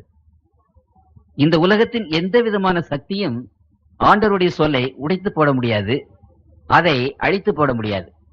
ஆகவே இன்றைக்கு யூதர்கள் விசேஷ விதமாக அந்த இஸ்ரவேல் ஜனங்கள் எகிப்திலிருந்து புறப்பட்டார்களே, அந்த நாளுக்கு என்ன பெயர் என்றால் பஸ்கா பண்டிகை என்று பெயர். பஸ்கா பண்டிகை கொண்டாடி கொண்டிருக்கிறார்கள். அது ஞாபகமாக அந்த பஸ்கா பண்டிகை இன்றைக்கும் அந்த யூதர்கள் விசேஷமாக கொண்டாடி வருகிறார்கள். காரணம் என்ன? அந்த புறப்பட முடியாது என்ற ஒரு நிலைமையில ஆண்டவர் அவர்களை புறப்பட வைத்தார். ஆகவே எவ்வளவு திட்டவட்டமாக கர்த்தருக்குள் பிரியமானவர்களே ஆண்டவருடைய தீர்க்க தரிசனங்கள் நிறைவேறி வருகிறது. அந்த தீர்க்க தரிசனங்களை அங்கு எந்த சக்தியும் உடைக்க முடியாது என்று வேதவசனம் நமக்கு அங்கே சொல்லுகிறது. அடுத்தபடியாக இந்த நோவாவின் காலத்திலே ஒரு பிரளயம் இந்த உலகத்திலே வந்தது. அந்த பிரளயம் இந்த உலகத்தை அழித்து இந்த உலகத்தினுடைய உருவத்தையே மாற்றிவிட்டது என்பதை நேற்று உங்களுக்கு நான் சொன்னேன். அப்பொழுதுதான் இந்த உலகம், இப்பொழுது இருக்கிற உலகம் இந்த மாதிரி மாறினது. பெரிய மலைத்தொடர்கள் வந்தன. அப்பொழுதுதான் இந்த உலகத்திலே முக்கால்வாசி நிலம், முக்கால்வாசி ஜலமாக மாறி போனது என்றெல்லாம் உங்களுக்கு நான் சொன்னேன். இந்த பிரளயத்தை பற்றி பிரளயம் முடிந்தவுடனே அந்த நோவாவினுடைய குமாரர்கள் 3 பேர், அந்த 3 பேர்களை பற்றி நேற்று உங்களுக்கு நான் எடுத்து சொன்னேன். அதை திரும்ப நான் உங்களுக்கு மத்தியிலே இருக்க சொல்ல நான் விரும்புகிறேன். அந்த பிரளயம் வருகிறது என்று ஆண்டவர் தீர்க்க தரிசனமாக அந்த ஜனங்கள் மத்தியிலே உரைத்தார். இப்படி ஒரு பிரளயம் வந்து உலகத்தை அழித்து விடும் என்று சொல்லி அந்த மக்களுக்கு முன்பாக ஆண்டவர் உரைத்தார். அங்கே நோவா உலகமெங்கும் சென்று பிரசங்கம் பண்ணினார். எத்தனை வருஷம் அவர் பிரசங்கம் பண்ணினார் என்றால் திருமலை சொல்லுகிறது அங்கு 120 வருஷம் பிரசங்கம் பண்ணினார். ஆதியாகமம் 6:3 வாசுகிறேன். 6:3 அப்பொழுது கர்த்தரின் ஆவி என்றைக்கு மனுஷனோடு போராடுவதில்லை, அவன் மாமிசம் தானே, அவன் இருக்க போகிற நாட்கள் 120 வருஷம் என்றார். 120 வருஷமாக நோவா பிரசங்கம் பண்ணினார். தேவ ஆவியானவர் மக்களுடைய உள்ளத்திலே போராடி செவி கொடுக்கும்படி அப்படி 120 வருஷம் போராடின பிற்பாடு அந்த பிரளயம் வரும் என்று. கர்த்தருக்குள் பிரியமானவர்களே, அப்பொழுது இருந்த மக்கள் 1/3 பங்கு ஏராளமான மக்கள் வசித்தார்கள். ஏனென்றால் 3/4 பாகம் அங்கு நிலம். இன்றைக்கு நாம் 500 கோடி மக்கள் இன்றைக்கு உலகத்தில் வசிக்கிறார்கள் என்று சொன்னால் அன்றைக்கு ஏறக்குறைய 15 கோடி மக்கள் உலகத்திலே, 15,000 கோடி மக்கள் உலகத்திலே வசித்திருக்க வேண்டும்.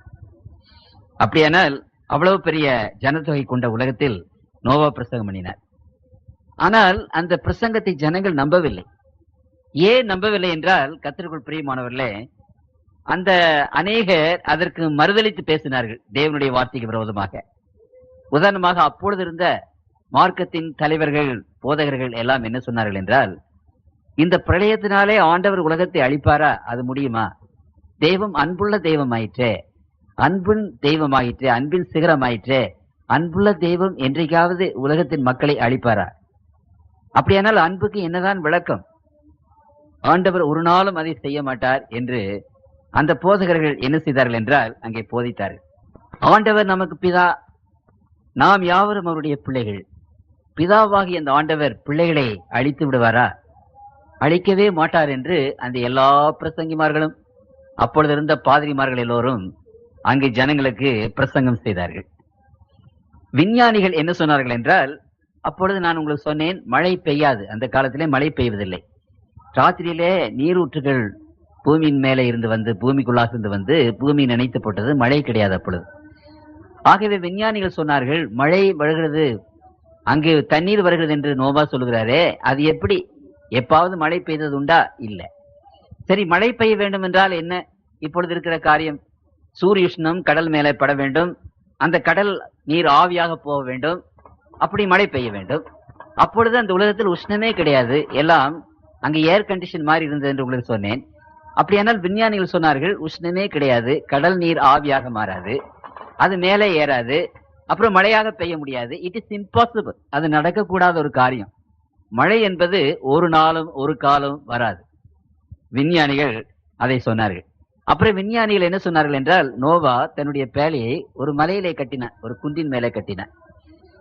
அப்பொழுது அந்த விஞ்ஞானிகள் சொன்னார்கள், பைத்தியகார மாதிரி கட்டியிருக்கிறானே இவன், பேழைகளை கட்டுவது, படகுகளை கட்டுவது என்றால் நதி ஓரத்திலே கட்ட வேண்டும் அல்லது கடல் பக்கத்திலே கட்ட வேண்டும்.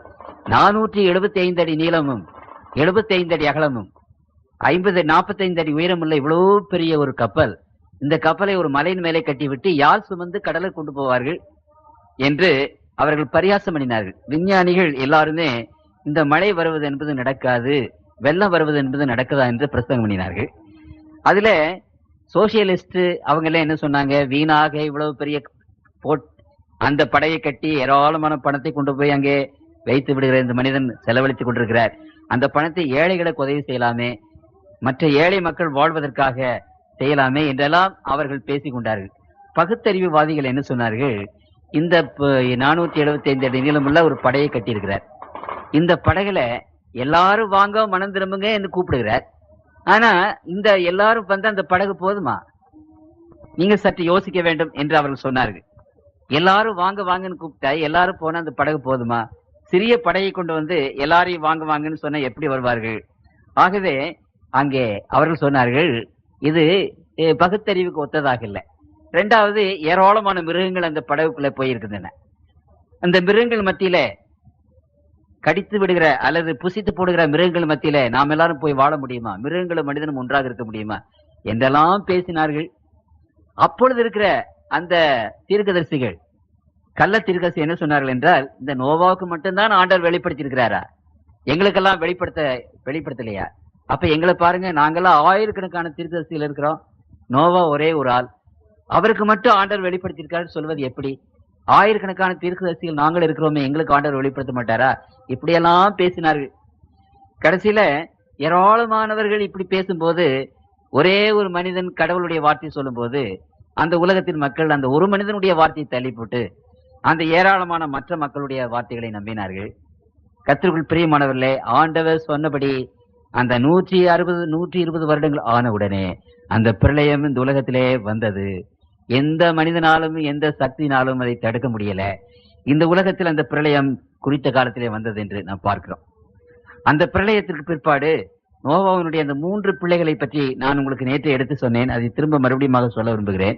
இந்த 3 பிள்ளைகளிடத்திலிருந்து தான் இந்த உலகத்தின் மக்கள் தோன்றினார்கள். ஆகவே இந்த உலகத்தின் மக்கள் 3 பிரிவாகத்தான் இருக்கார்கள். அவருடைய உடல் பாகு, இந்த காரியங்கள் எல்லாம் 3 வகையாத்தான் இருக்கிறது. அது ஒன்று சேமனுடைய, அது செமெட்டிக் ரேஸ் என்று பெயர். இன்னொன்று யாப்பேத்தினுடைய, அவனுக்கு இந்தோ ஆரியர்கள் என்று பெயர் அவருடைய வம்சத்திற்கு.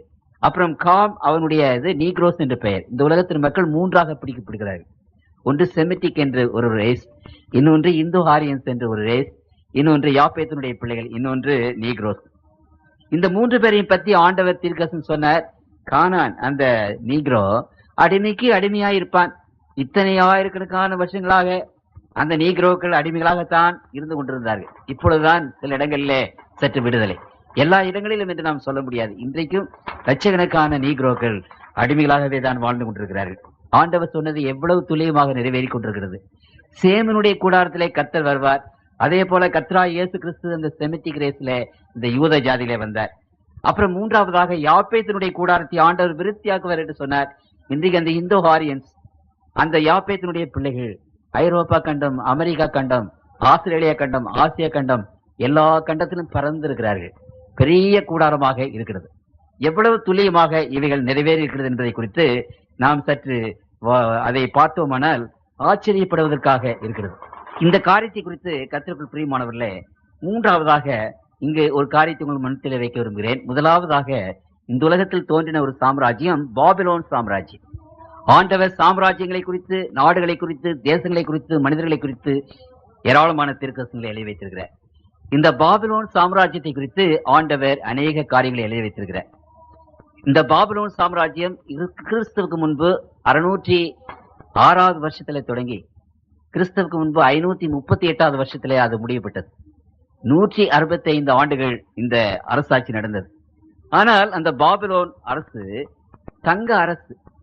அந்த பாபிலோன் என்ற ஒரு பட்டணத்தை கட்டினார். அதற்கு பெயர் பொன்னகரி என்று பெயர். பிரம்மாண்டமான செல்வம். அந்த பொன்னகரி என்று சொன்னால் அந்த அரசர்கள் தங்களுடைய தளவாடங்களை, தங்களுடைய காரியங்கள் எல்லாவற்றையும் தங்கத்தினாலேயே செய்திருந்தார்கள்.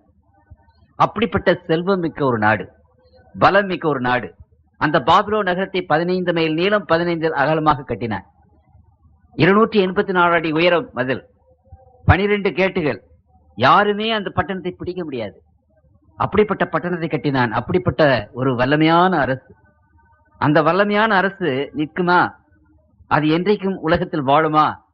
ஆண்டவர் அந்த வல்லமையான அரசை பற்றி சொன்னார். அந்த அரசு ஆண்டவருக்கு விரோதமாக மாறின போது, தேவனுடைய பிள்ளைகளை கொடுமைப்படுத்தின போது, தீர்க்கதரிசிகள் பாபிலோனுக்கு விரோதமாக எழும்பி அநேக காரியங்களை அங்கே சொன்னார்கள்.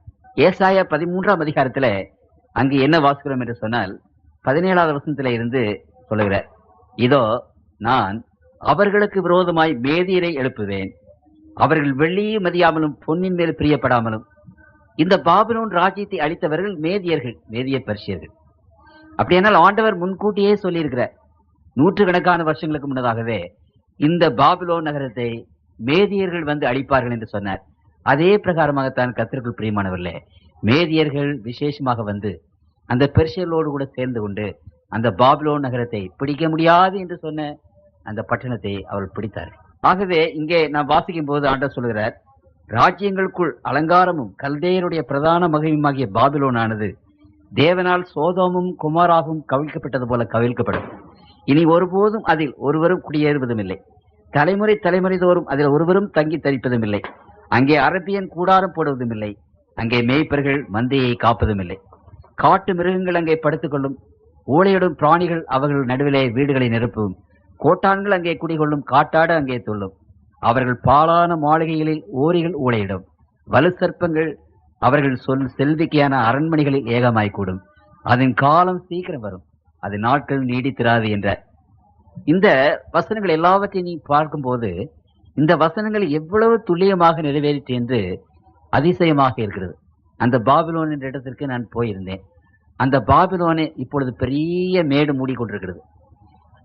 அந்த மேட்டை சுற்றிலும் செழிப்பான நிலங்கள், இந்த நகரத்தை சுற்றிலும் மிகவும் செழிப்பான நிலங்கள் உள்ள ஒரு இடம். ஜனங்கள் எப்பொழுதுமே மறுபடியுமாக இங்கே தங்குவார்கள்.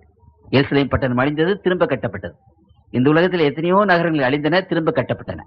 ஆனால் இந்த பாபிலோன் நகரத்தை பற்றி ஆண்டவர் சொன்னார், அது திரும்ப கட்டப்படாது, அது அழிந்ததே தான் இருக்கும், அது இனிமேல் எப்பொழுதுமே கட்டப்படாது என்று ஆண்டவர் சொன்னார். அப்படியானால் அந்த பிரம்மாண்டமான அநேக மைல்கள் சதுரமுள்ள அநேக மைல்கள் அங்கு வெற்று இடமாக கிடக்கிறது. அதிக நன்றாக செழிப்பான தேசத்தின் மத்தியில அநேக மைல் தூரம் அப்படியே வெறுமையாக மேடாக கிடக்கிறது. அதுதான் பாபிலோன் இருந்த இடம். அந்த இடம் திரும்ப அந்த பாபிலோனை கட்டுவதற்கு ரோம அரசர்கள் ஏராளமான பணத்தை சேர்த்து தன்னுடைய எல்லா சேனைகளையும் அங்கே கொண்டு வந்து வைத்து அந்த பாபிலோன் நகரத்தை திரும்ப கட்ட வேண்டும், ஆண்டவர் சொன்ன அந்த தீர்க்க தரிசனத்தை பொய்ப்பிக்க வேண்டும் என்று அவர்கள் நினைத்து அநேக முறை அவர்கள் பிரயாசப்பட்டார்கள் என்று சரித்திரம் சொல்லுகிறது. ஆனாலும் அவர்கள் அதை கட்ட முடியவில்லை. ஆகவே ஒவ்வொரு தடவையும் வரும்போது அவர்கள் அதை கைவிட்டவர்களாக இன்றைக்கும் அந்த இடம் பாழாகவே கிடக்கிறது என்று சொல்லும்போது அது எவ்வளவு ஆச்சரியமா இருக்குது. அது இனிமேல் ஒருவரும் அதை கட்ட மாட்டார்கள், இனிமேல் ஒருவரும் அங்கே குடியிருக்க மாட்டார்கள். மேய்ப்பர்கள் அங்கே பக்கத்திலே மந்தைகளை மேய்த்துக் கொண்டிருக்கிறார்கள், அந்த இடத்துல மாத்திரம் மந்தையை மேய்க்க மாட்டார்கள். ஏனென்று தெரியவில்லை. வேதம் சொல்லுகிறது மேய்ப்பர்கள் கூட அங்கே இருக்க மாட்டார்கள். சரி, இரவில நாங்கள் கூடாரம் அடித்து அந்த இரவிலே தங்கியிருந்தோம். அதிக குளிரான ஒரு இடம், அங்கே தங்கியிருந்தோம். அங்கே ராத்திரியில் யாரும் தங்க மாட்டாங்க. அந்த அரபியர்கள் அங்கே இருக்கிறார்கள், அவர்களை கூப்பிட்டு எங்களுக்கு துணையாக வந்து தங்குங்கள் என்று சொல்லும்போது யாருமே மறுத்து விட்டார்கள். மறுத்து விட்டது மட்டுமல்ல, நீங்களும் அங்கே தங்கக்கூடாது என்று சொல்லி வற்புறுத்தினார்கள். நாங்கள் ஜெபத்தோடு அங்கே தங்கியிருந்தோம் ஒரு இரவு. அந்த இரவிலே அங்கு பார்த்தீர்களானால் பயங்கரமாக இருந்தது. ஒரே மிருகங்கள் ஊளையிடுகிறது, சத்தம் போடுகிறது. நாங்கள் சுற்றிலும் அதற்கு பாதுகாப்பாக இருந்து தப்பித்து கொண்டோம். அந்த இரவிலே டார்ச்சலை அடித்து பார்த்தால் பெரிய பெரிய மலைப்பாம்புகள் அங்கே சுற்றி கொண்டிருக்கிறது. பயங்கரமான ஒரு இடம். ஆண்டவர் என்ன சொன்னாரோ அதே மாதிரி இன்றைக்கு வரைக்கும் அப்படியே இருக்கிறது என்று நாம் பார்க்கிறோம். பிரம்மாண்டமான அரசு, இந்த உலகத்தில் பெரிய வல்லரசு, அது செழிப்பான ஒரு அரசு, வல்லமையான ஒரு அரசு. அங்க ஆண்டவர் சொன்ன பிரகாரமாகவே அங்க மண்மேடாக கிடக்கிறது. அதை இத்தனை வருஷ காலமாக, 2000 வருஷ காலமாக அதை கட்ட வேண்டும் என்று பிரயாசப்பட்டு முடியல. 7000 வருஷங்களுக்கு மேலாக அந்த பட்டணம், அந்த பாபிலோன் அப்படியே குடியேற்று கிடக்கிறது. வேதம் சொன்னது, அந்த தீர்க்கதரிசன வார்த்தைகள் அப்படியே நிறைவேறி இருக்கிறது என்று பார்க்கும்போது அது எவ்வளவு அதிசயமாக இருக்கிறது என்று நாம் பார்க்கிறோம். எரேமியா தீர்க்கதரிசன புத்தகம் 51ஆம் அதிகாரத்தில் ஆண்டவர் இந்த பாபிலோனை பற்றி சொல்லுகிறார். 51:26 வசனத்திலே வாசிக்கிறோம், நீ என்றென்றைக்கும் பாழாய் கிடக்கிற ஸ்தலமாவாய் என்று கர்த்தர் சொல்லுகிறார். என்றென்றைக்கும் நீ பாழாய் கிடக்கிற ஸ்தலமாவாய் என்று அங்கே சொல்லப்பட்டிருக்கிறது. 37வது வசனத்திலே நான் வாசிக்கும் போது, அப்பொழுது பாபிலோன் குடியில்லாத மண்மேடும் வலு சர்ப்பங்களின் தாபரமும் பாலும் ஈசல் போடப்பட்டதற்கு இடமாகும். அப்படியானால் குடியற்ற ஒரு ஸ்தாபனமாக அது இருக்கும் என்பதை குறித்து ஆண்டவர் விசேஷ விதமாக சொல்லுகிறதை திரும்ப திரும்ப அங்கே சொல்லப்பட்டிருக்கிறது. அவர்கள் கழிக்கும் சமயத்திலே நான் அவர்கள் குடிக்கும் பானத்தை அவர்களுக்கு குடிக்க கொடுத்து அவர்கள் துள்ளத்தக்கதாக அவர்களை வெறியாக்குவேன். அதனாலே அவர்கள் என்றென்றைக்கும் விழிக்காத நித்திரை அடைவார்கள் என்று கர்த்தர் சொல்லுகிறார். அந்த பட்டணம் எப்படி பிடிக்கப்படுமா, அந்த பட்டணத்தை பாதுகாக்கிற அந்த சிப்பாய்கள் பிடித்து வெறித்திருப்பார்கள். அப்பொழுது அந்த பட்டணம் பிடிக்கப்படும் என்று ஆண்டவர் சொன்னார். நூற்றுக்கணக்கான வருஷங்களுக்கு முன்னதாகவே அதே போல ஒரு திருவிழா நடந்தது. அந்த திருவிழா நடக்கும்போது எல்லாரும் சந்தோஷமாக குடித்து வரித்திருந்தார்கள். அந்த வெளியிலே இருக்கிற 12 கேட், அந்த 12 கேட்டையும் நன்றாக பூட்டி விட்டார்கள். அந்த கேட்டை தாண்டி அல்லது பதிலை தாண்டி யாரும் வர முடியாது. இம்பிரிக்னபிள். அது வெற்றி கொள்ள முடியாத ஒரு பட்டணம். யாரும் அதை ஒன்றும் செய்ய முடியாது. கதவை பூட்டிட்டு இருந்தாங்கன்னா வருஷ கணக்குல அவர்கள் அங்கேயே தண்ணீர் இருக்கிறது, சாப்பாடு இருக்கிறது, யாருமே பிடிக்க முடியாது. அப்படிப்பட்ட பட்டணம். அந்த பட்டணத்துக்கு மத்தியில யுப்ரட்டிஸ் நதி ஓடிக்கொண்டிருக்கிறது. அந்த யுப்ரட்டிஸ் நதி இந்த பக்கம் அந்த பக்கமும் மதில்கள் அங்கே வைத்து கட்டியிருக்கிறார்கள். அந்த நதியின் வழியாக யாரும் போகக்கூடாது, போக முடியாது. அங்க பூட்டி இருக்கிறார்கள். இங்கே அந்த மேதிய ராஜா என்ன செய்தார் என்றால், அந்த யுப்ரட்டிஸ் நதியை அப்படியே இன்னொரு இடத்துல வாய்க்கால் வெட்டி அந்த நதியின் தண்ணீரை பூரா இன்னொரு இடத்துல ஒரு பெரிய ஏரியில அங்கே கொண்டு போய் விட்டார். அப்பொழுது அந்த நதி, அந்த பாதை அங்கே வெறுமையாக இருந்தது. ஆகவே இவர்கள் என்ன செய்தார்கள் என்றால், அந்த நதிக்குள்ளாக புகுந்து அந்த கேட்டுக்குள்ளாக அப்படி குனிந்து போய் அங்கே போய்விட்டார்கள், நகரத்துக்குள்ளாக போய்விட்டார்கள். ஆனால் அந்த 2 பக்கம் நதியின் இருகரையிலும் மதில்கள் இருக்கின்றன, கேட்டு இருக்கிறது. அதை பூட்டி இருப்பார்கள், எப்பொழுதும் அது திறந்து கிடக்காது. ஆனால் இந்த அன்றைக்கு திருவிழா ஆனதுனால அவர்கள் குடித்து வெறுத்து அந்த கேட்டுகளை பூட்ட மறந்து விட்டார்கள். ஆண்டவர் இவைகள் எல்லாவற்றையும் விவரமாக சொன்னார்.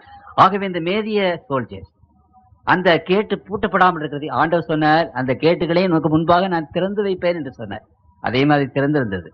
அவர்கள் உள்ளே போய் அந்த நகரத்தை பிடித்தார்கள் என்று ஒவ்வொரு திட்டவட்டமான டீடைல்ஸ், ஒரு சின்ன காரியங்களையும் ஆண்டவர் விசேஷமாக அங்கு சொல்லியிருக்கிறார். அவர் சொன்னபடியே ஆனது என்று இன்றைக்கு சரித்திரம் நமக்கு சாட்சி கொடுக்கிறது. அந்த இடத்துக்கு நான் போய் பார்த்தேன். கண்ணார கண்ட காரியங்களை உங்கள் மத்தியில் நான் வைக்க விரும்புகிறேன். அதை பார்த்து அந்த இடத்துல நான் தங்கி ஆண்டவருடைய வசனங்கள் எவ்வளவு துல்லியமாக நிறைவேறிற்று. அவர் சொன்ன வார்த்தைகள் ஆகும், அவர் கட்டளையிட நிற்கும் என்று வேதம் சொல்லுகிறது. அடுத்தபடியாக கர்த்தருக்குள் பிரியமானவர்களே, இந்த உலகத்தில் இருக்கிற ஒரு நாடு எகிப்து. அந்த எகிப்து நாட்டை பற்றி உங்களுக்கும் எனக்கும் நன்றாக தெரியும். இந்த எகிப்து நாட்டை பற்றி திருமறை அநேக காரியங்களை சொல்லுகிறது. இந்த எகிப்து நாட்டில் தான் இஸ்ரவேலர்கள் போய் அடிமைகளாக இருந்தார்கள். அந்த எகிப்திய நாடு அந்த பண்டைய காலத்துல ஒரு பெரிய அரசு, 2000 மைல் தூரத்தில் உள்ள ஒரு பெரிய நாட்டை அவர்கள் அரசாண்டார்கள். பிரம்மாண்டமான சக்கரவர்த்திகள், பெரிய சேனைகள். அந்த நாடு செல்வமிக்க நாடு. அந்த பிரமிட்டுகளை அவர்கள் கட்டினார்கள். கலை நிறைந்த ஒரு நாடு. அப்படிப்பட்ட நாடு தேவனுக்கு விரோதமாக அவர்கள் நடந்து கொண்ட போது, அந்த தேவனுடைய பிள்ளைகளை அவர்கள் அங்கே இம்சை செய்த போது, அந்த எகிப்தினுடைய வருங்காலத்தை பற்றி ஆண்டவர் அங்க தீர்க்கதரிசனமாக உரைத்தார். இதை எசேக்கியேலின் புத்தகத்திலே அவர் உரைத்திருக்கிறார். 29ஆம் அதிகாரம் 14-15 நான் வாசிக்கிறேன். எகிப்தியரின் சிறையிருப்பை திருப்பி அவர்களை அவர்களுடைய ஜனன தேசமாகிய பத்ரோஸ் தேசத்திலே திரும்ப வரப்பண்ணுவேன். அங்கே அவர்கள் அற்பராஜ்யமாக இருப்பார்கள். ஆங்கிலத்திலே பேஸ் கிங்டம். அந்த எகிப்திய நாடு பெரிய சாம்ராஜ்யம். அது 1000 வருஷம் இந்த உலகத்தில் பெரிய சாம்ராஜ்யமாக இருந்தது. வேற எந்த ராஜ்யம் அவ்வளவு காலம் சாம்ராஜ்யமாக இல்லை. பிரம்மாண்டமான ராஜ்யம், கலைநுட்பம் நிறைந்த ராஜ்யம், செல்வமிக்க ராஜ்யம், பேராற்றல் நிறைந்த அந்த ராஜ்யம். அந்த பண்டைய காலத்திலே எகிப்து எகிப்து எகிப்து தான். அதை போல வேற எந்த நாடும் கிடையாது. அப்படிப்பட்ட நாடு, அந்த நாடு அவ்வளவு சீரும் செழிப்புமாக இருந்த நாட்டை பற்றி ஆண்டவர் சொல்கிறார். அது அழிந்து போகலைன்னு ஆண்டவர் சொல்லல. அது இந்த பாபிலோன் சாம்ராஜ்யம் மாதிரி ஒளிந்து போகும், மண்மேடாக கிடக்கும் என்று ஆண்டவர் சொல்லல. அந்த நாடு கடைசி இந்த காலங்களிலே அற்பராஜ்யமாக இருக்கு. ஒரு பேஸ் கிங்டம், சும்மா ஒரு ஒரு முக்கியமில்லாத ஒரு நாடாக இருக்கும் என்று ஆண்டவர் சொன்னார். இன்றைக்கு எகிப்து எப்படி இருக்கிறது? நேரு அவர்கள் இங்கே நமக்கு பிரதம மந்திரியாக இருந்த போது நாசர் என்று சொல்லப்பட்ட ஒரு பெரியவர் அங்கே இருந்தார், எகிப்திலே பிரதம மந்திரியாக. அந்த நாசர் தன்னுடைய எல்லா முயற்சிகளையும் செய்து எப்படியாவது அந்த எகிப்தை பழைய ஒரு மகிமையை கொண்டு வர வேண்டும் என்று எவ்வளவோ பிரயாசப்பட்டார். முடிந்ததா? ஆண்டவர் சொன்னார், அது இனிமேல் இந்த உலகத்தில் அற்ப ராஜ்யமாக இருக்கும். அது ஒரு பெரிய ராஜ்யமாக இருக்காது, அது ஒரு சிறிய ராஜ்யமாக இருக்கும் என்று சொன்னார். 12ஆம் வசனத்திலே வாசிக்கிறேன். எகிப்து தேசத்தை பாழாய் போன தேசங்களின் நடுவிலே பாழாய் போக பண்ணுவேன். அதன் பட்டணங்கள் அவாந்தர வெளியாக்கப்பட்ட பட்டணங்களின் நடுவிலே 40 வருஷம் பாழாய் கிடக்கும். ஜாதிகளுக்குள்ளே சிறகடித்து அவர்கள் தேசங்களுக்குள்ளே தூட்டி விடுவார்கள். அப்படியானால் பாழாய் போன தேசங்கள் மத்தியில சகாரா பாலைவனம் அங்கே இருக்கிறது. அந்த பக்கம் பெரிய பாலைவனத்துக்கு பக்கத்திலே தான் இந்த எகிப்து ராஜ்யம் இருக்கிறது. அதை குறித்து ஆண்டவர் சொன்னார். திரும்பவும் நான் 15ஆம் வசனத்தில் வாசிக்கிறேன். மற்ற ராஜ்யங்களிலும் அற்பமானதாயிருக்கும், அவர்கள் இனி ஜாதிகளை ஆளாதபடிக்கு அவர்களை குறுகி போக பண்ணுவேன். இனிமேல் அந்த ராஜ்யம், அந்த எகிப்து ராஜ்யம் வேற எந்த ஜாதியும் ஆளாது என்பதை குறித்து அங்கு ஆண்டவர் அங்கு சொல்லுகிறார். இதுல 32வது அதிகாரத்தில் 15வது வசனத்திலே நான் வாசிக்கும் போதும், நான் எகிப்து தேசத்தை பாழாக்கும் போதும் தேசம் தன் நிறைவை இழந்து வெறுமையாய் கிடக்கும். எவ்வளவு பிரம்மாண்டமாக இருந்தது, பணக்கார நாடு, செல்வம் மிகுந்த நாடு, அந்த நிறைவை இழந்து போகும் என்று ஆண்டவர் சொன்னார். அப்படியே அது போயிற்று. 30வது அதிகாரத்திலே 13வது வசனத்திலே வாசிக்கும் போது ஆண்டவர் இன்னொரு விசேஷமான காரியத்தை குறித்து அங்கு சொன்னார். 13வது வசனம், அங்கே கர்த்தராகிய ஆண்டவர் சொல்லுகிறது என்னவென்றால், நான் நரகலான விக்கிரங்களை அழித்து நோப்பின் சிலைகளை ஒளிய பண்ணுவேன். இனி எகிப்து தேசத்தில் ஒரு அதிபதி இருக்கிறார். நான் எகிப்து தேசத்தில் பயம் உண்டாக்கி. அப்படியானால் ஆண்டவர் சொன்னார், இந்த கடைசி நாட்களில் எகிப்து தேசம் எல்லா சேரியும் இழந்து எல்லா சிறப்பையும் இழந்து அற்பராஜ்யமாக இருக்கும். அதனுடைய மேன்மையும் மற்றவையும் குறுக பண்ணுவேன் என்று சொன்னார். அது மாத்திரமல்ல, அந்த ராஜ்யத்தில் எகிப்து தேசத்தை சேர்ந்தவர்கள் அந்த நாட்டை ஆளமாட்டார்கள் என்று சொன்னார். அது ஒரு பெரிய ஆச்சரியம். இன்றைக்கு இப்படி அந்த நாட்டை ஆண்ட அதிகாரிகள் நாசர் முதல் கொண்டு யார் யார் இந்த ராஜ்யத்தை இன்றைக்கு ஆளுகிறார்கள், அல்லது சில வருஷங்களுக்கு முன்னதாக ஆண்டார்கள், அல்லது நூற்றுக்கணக்கான வருஷங்களுக்கு முன்பாக ஆண்டார்கள் என்று பார்த்தால் எல்லாருமே எகிப்து நாட்டை சேர்ந்தவர்கள் அல்ல, மற்ற நாட்டை சார்ந்தவர்கள் தான் இன்றைக்கு எகிப்து நாட்டின் அதிகாரிகளாக இருக்கிறார்கள். எவ்வளவு துண்ணியமாக ஆண்டவர் சொல்லுகிறார், எவ்வளவு திட்டவட்டமாக ஆண்டவர் பேசுகிறார். அலெக்சாண்டர் அந்த எகிப்திலே படையெடுத்தார். 14 வருஷம் 14 மாதம் அந்த எகிப்தில் முற்றுகையிட்டு அந்த எகிப்து நாட்டை பிடித்தார். அந்த எகிப்து நாட்டை பிடிப்பதற்கு 2,30,000 அரபியர்களை அந்த அலெக்சாண்டர் கொன்றார். அந்தோனியா என்பவர் அங்கே போய் அந்த எகிப்து நாட்டை பிடித்த கிளியோபாத்ரா என்பதை பற்றி கேள்விப்பட்டிருப்பீர்கள். அந்த அரசியோடு சேர்ந்து கொண்டு நாட்டை ஆண்டார். அப்பொழுது கூட எகிப்து சீரும் சிறப்புமாகத்தான் இருந்தது. ரோமர்கள் அதை பிடித்த காலத்திலும் சீரும் சிறப்புமாகத்தான் இருந்தது. ஆனால் நாட்கள் வரும், அப்பொழுது எகிப்து ஒரு அற்பராஜ்யமாக இருக்கும். அதை ஆளுகிறவர்கள் அந்த நாட்டினுடைய மக்களாக இருக்க மாட்டார்கள் என்று சொன்னார். அப்படியானால் ஒன்றை நீங்கள் அறிந்து கொள்ள வேண்டுவது அவசியம். இந்த தீர்க்கதரிசன வசனங்களை பற்றி வேதம் சொல்லும் போது அந்த தீர்க்கதரிசன வசனங்கள் எவ்வளவு உண்மையாக இருக்கிறது, எவ்வளவு திட்டவட்டமாக அது நிறைவேறுகிறது. ஆண்டவர் இந்த தீர்க்கதரிசன புத்தகத்தை, இந்த வசனங்களை இந்த உலகத்தின் மக்களுக்கு முன்பாக வைத்து ஒரு பெரிய அறைகோல் விடுகிறார். இந்த தீர்க்கதரிசன வசனத்தின் மாதிரி நீங்கள் ஏதாவது தீர்க்கதரிசனம் சொல்ல முடியுமா? அல்லது இந்த தீர்க்கதரிசன வசனம் இல்லை என்று யாராவது நிரூபிக்க முடியுமா? அப்படி யாராவது நிரூபித்தீர்களானால் இந்த தீர்க்கதரிசனத்தின் ஆண்டவர் நான் ஆண்டவர் அல்ல, இந்த புத்தகம் கடவுளுடைய புத்தகம் அல்ல என்று ஒரு பெரிய சவால் விடுகிறார். கர்த்தருக்குள் பிரியமானவர்களே, ஆபகுக் என்ற புத்தகம் 2வது அதிகாரம் 3வது வசனத்தில் நான் வாசிக்கிறேன். 2வது அதிகாரம் 3வது வசனம், குறித்த காலத்தில் தரிசனம் இன்னும் வைக்கப்பட்டிருக்கிறது, முடிவிலே அது விளங்கும், அது பொய் சொல்லாது, அது தாமதித்தாலும் அதற்கு காத்திரு, அது நிச்சயமாய் வரும், அது தாமதிப்பதில்லை, அது விளங்கும், அது நிச்சயமாய் வரும். அப்படியானால் தேவனுடைய அந்த தீர்க்கதரிசனங்கள் எவ்வளவு நிச்சயமாக இருக்கிறது என்பதை குறித்து நாம் வாசிக்க வேண்டும். 1 சாமுவேலின் புத்தகம் 3ஆம் அதிகாரம் 19வது வசனத்திலே வாசிக்கிறேன். சாமுவேல் வளர்ந்தான், கர்த்தர் அவனோடு கூட இருந்தார், அவர் தம்முடைய எல்லா வார்த்தைகளிலும் ஒன்றை ஆகிலும் தரையிலே விழுந்து போக விடவில்லை. அவருடைய வார்த்தை ஒன்றுமே விழுந்து போகாது, அந்த வார்த்தைகள் நிச்சயமாக நிறைவேறும் என்று நாம் பார்க்கிறோம். யோசுவாவினுடைய புத்தகம் 21ஆம் அதிகாரம் 45வது வசனத்திலே யோசுவாவின் காலத்தில் ஆண்டவர் என்ன சொன்னார் என்றால், கர்த்தர் இஸ்ரவேல் குடும்பத்தாருக்கு சொல்லி இருந்த நல் வார்த்தைகளில் எல்லாம் ஒரு வார்த்தையும் தவறி போகவில்லை, எல்லாம் நிறைவேறிற்று. திட்டவட்டமாக ஆண்டவர் இதை குறித்து எவ்வளவு திட்டவட்டமாக தம்முடைய பிள்ளைகளுக்கு அங்கே சொல்கிறார். ஆகவே கர்த்தருக்குள் பிரியமானவர்களே, இந்த வேதத்திலே காணப்படுகிற 3000க்கு அதிகமான தீர்க்கதரிசனங்கள், 1/3 பங்கு தீர்க்கதரிசனங்கள் இன்றைக்கு தேவனுடைய பிள்ளைகள் முன்பாக வைக்கப்படுகிறது. இந்த தீர்க்கதரிசனங்களை கர்த்தர் உண்மையான தெய்வத்தினுடைய ஒரு அடையாளம் என்று சொல்கிறார். உண்மையான தெய்வம் என்பதற்கு இந்த தீர்க்கதரிசன வசனங்கள் ஒரு அடையாளமாக இருக்கின்றன. இன்றைக்கு இந்த தீர்க்கதரிசனங்கள், ஆயிரக்கணக்கான தீர்க்கதரிசனங்கள் உலகத்தில் நிறைவேறிக் கொண்டே இருக்கின்றன. ஆகவே இந்த வேத புத்தகம் கடவுளுடைய புத்தகம். இந்த வேதத்தின் ஆண்டவர் இந்த உலகத்தின் அந்த சராசரங்களை படைத்தவர் என்பதை பற்றி வேதம் நமக்கு விசேஷ விதமாக சொல்லுகிறது. கர்த்தருக்குள் பிரியமான தேவனுடைய பிள்ளைகளே, இந்த வேதத்தை வாசிக்கிற பிள்ளைகள், அதை நேசிக்கிற பிள்ளைகள், அதை தன்னுடைய ஜீவிதத்தில் அபியாசிக்கிற பிள்ளைகள் பாக்கியவான்கள். இந்த வேத வசனத்தை பற்றி ஆண்டவர் சொல்லும் போது அங்கு நான் வாசிக்கிறேன். ஏசாயாவின் புத்தகம் 40வது அதிகாரத்திலே 6வது வசனத்தை வாசிக்கிறேன். பின்னும் கூப்பிட்டு சொல் என்ற ஒரு சத்தம் உண்டாயிற்று. பரலோகத்திலே இருந்து ஒரு சத்தம், கூப்பிட்டு சொல். என்னத்தை கூப்பிட்டு சொல்வேன் என்றேன். அதற்கு மாமிசமெல்லாம் புல்லை போலவும் அதன் மேன்மையெல்லாம் வெளியின் பூவை போலவும் இருக்கிறது. இந்த உலகத்தின் மக்கள் புல்லை போல இருக்கிறார்கள். இன்றைக்கு இருந்து நாளைக்கு வாடி போகிற புல். ஒருவேளை இந்த உலகத்தின் மக்கள் மாட்சிமையோடு மகிமையோடு பணத்தோடு செல்வத்தோடு அதிகாரத்தோடு இருப்பார்களானால் அந்த புல்லிலே முளைக்கிற பூவை போல, அந்த பூ கொஞ்சம் அழகாக இருக்கிறது அல்லவா, அதை பார்ப்பதற்கு நன்றாக இருக்கிறது அல்லவா, அந்த பூவை போல அவர்கள் இருக்கிறார்கள். ஆனால் அந்த புல்லும் அந்த பூவும் என்ன செய்யும் என்றால் அது அழிந்து போய் வாடி போய்விடும், அழிந்து போய்விடும். என்னத்தை கூப்பிட்டு சொல். ஆகவே உலகத்தின் மக்களுக்கு ஆண்டவர் சொல்கிறார், கூப்பிட்டு சொல். என்னத்தை கூப்பிட்டு சொல்லுவேன்? மாமிசம் எல்லாம் புல்லை போலவும் அதன் மேன்மையெல்லாம் வெளியின் பூவை போலவும் இருக்கிறது. கர்த்தரின் ஆவி அதன் மேல் ஊதும் போது புல் உலர்ந்து பூ உதிரும். ஜனமே புல். புல் உதிர்ந்து பூ உதிரும். நமது தேவனுடைய வசனமோ என்றென்றைக்கு நிற்கும் என்பதையே சொல் என்று உரைத்தது.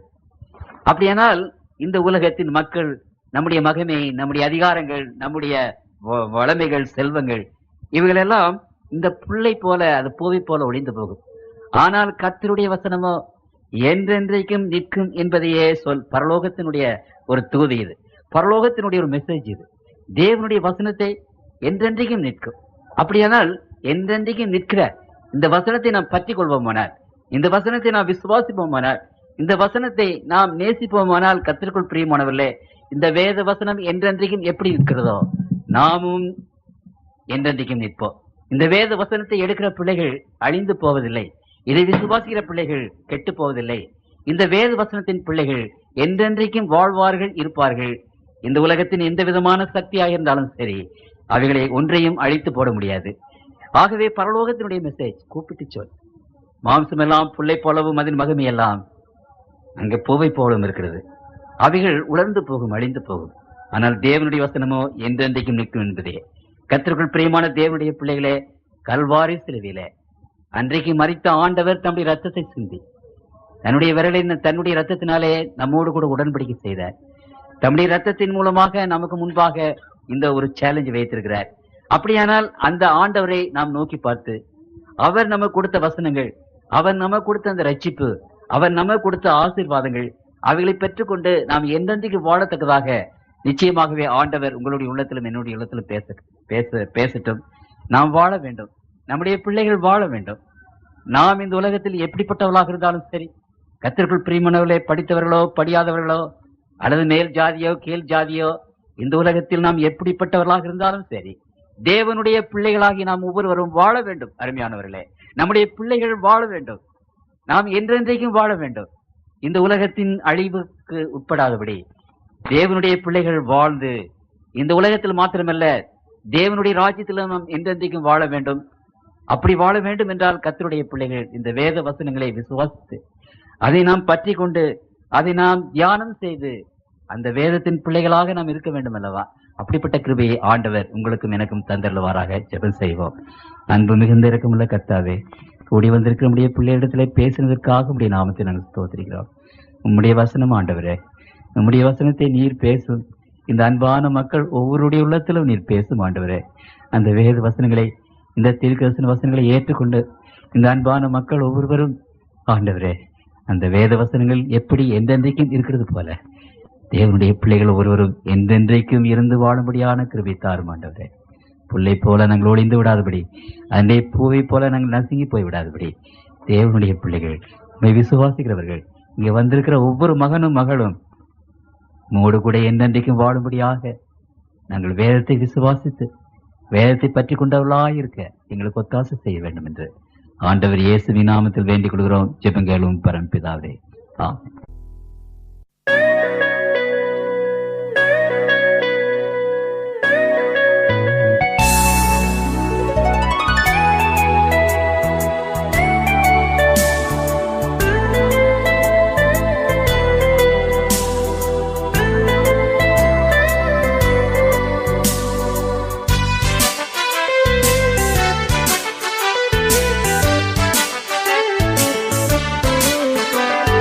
La la la la la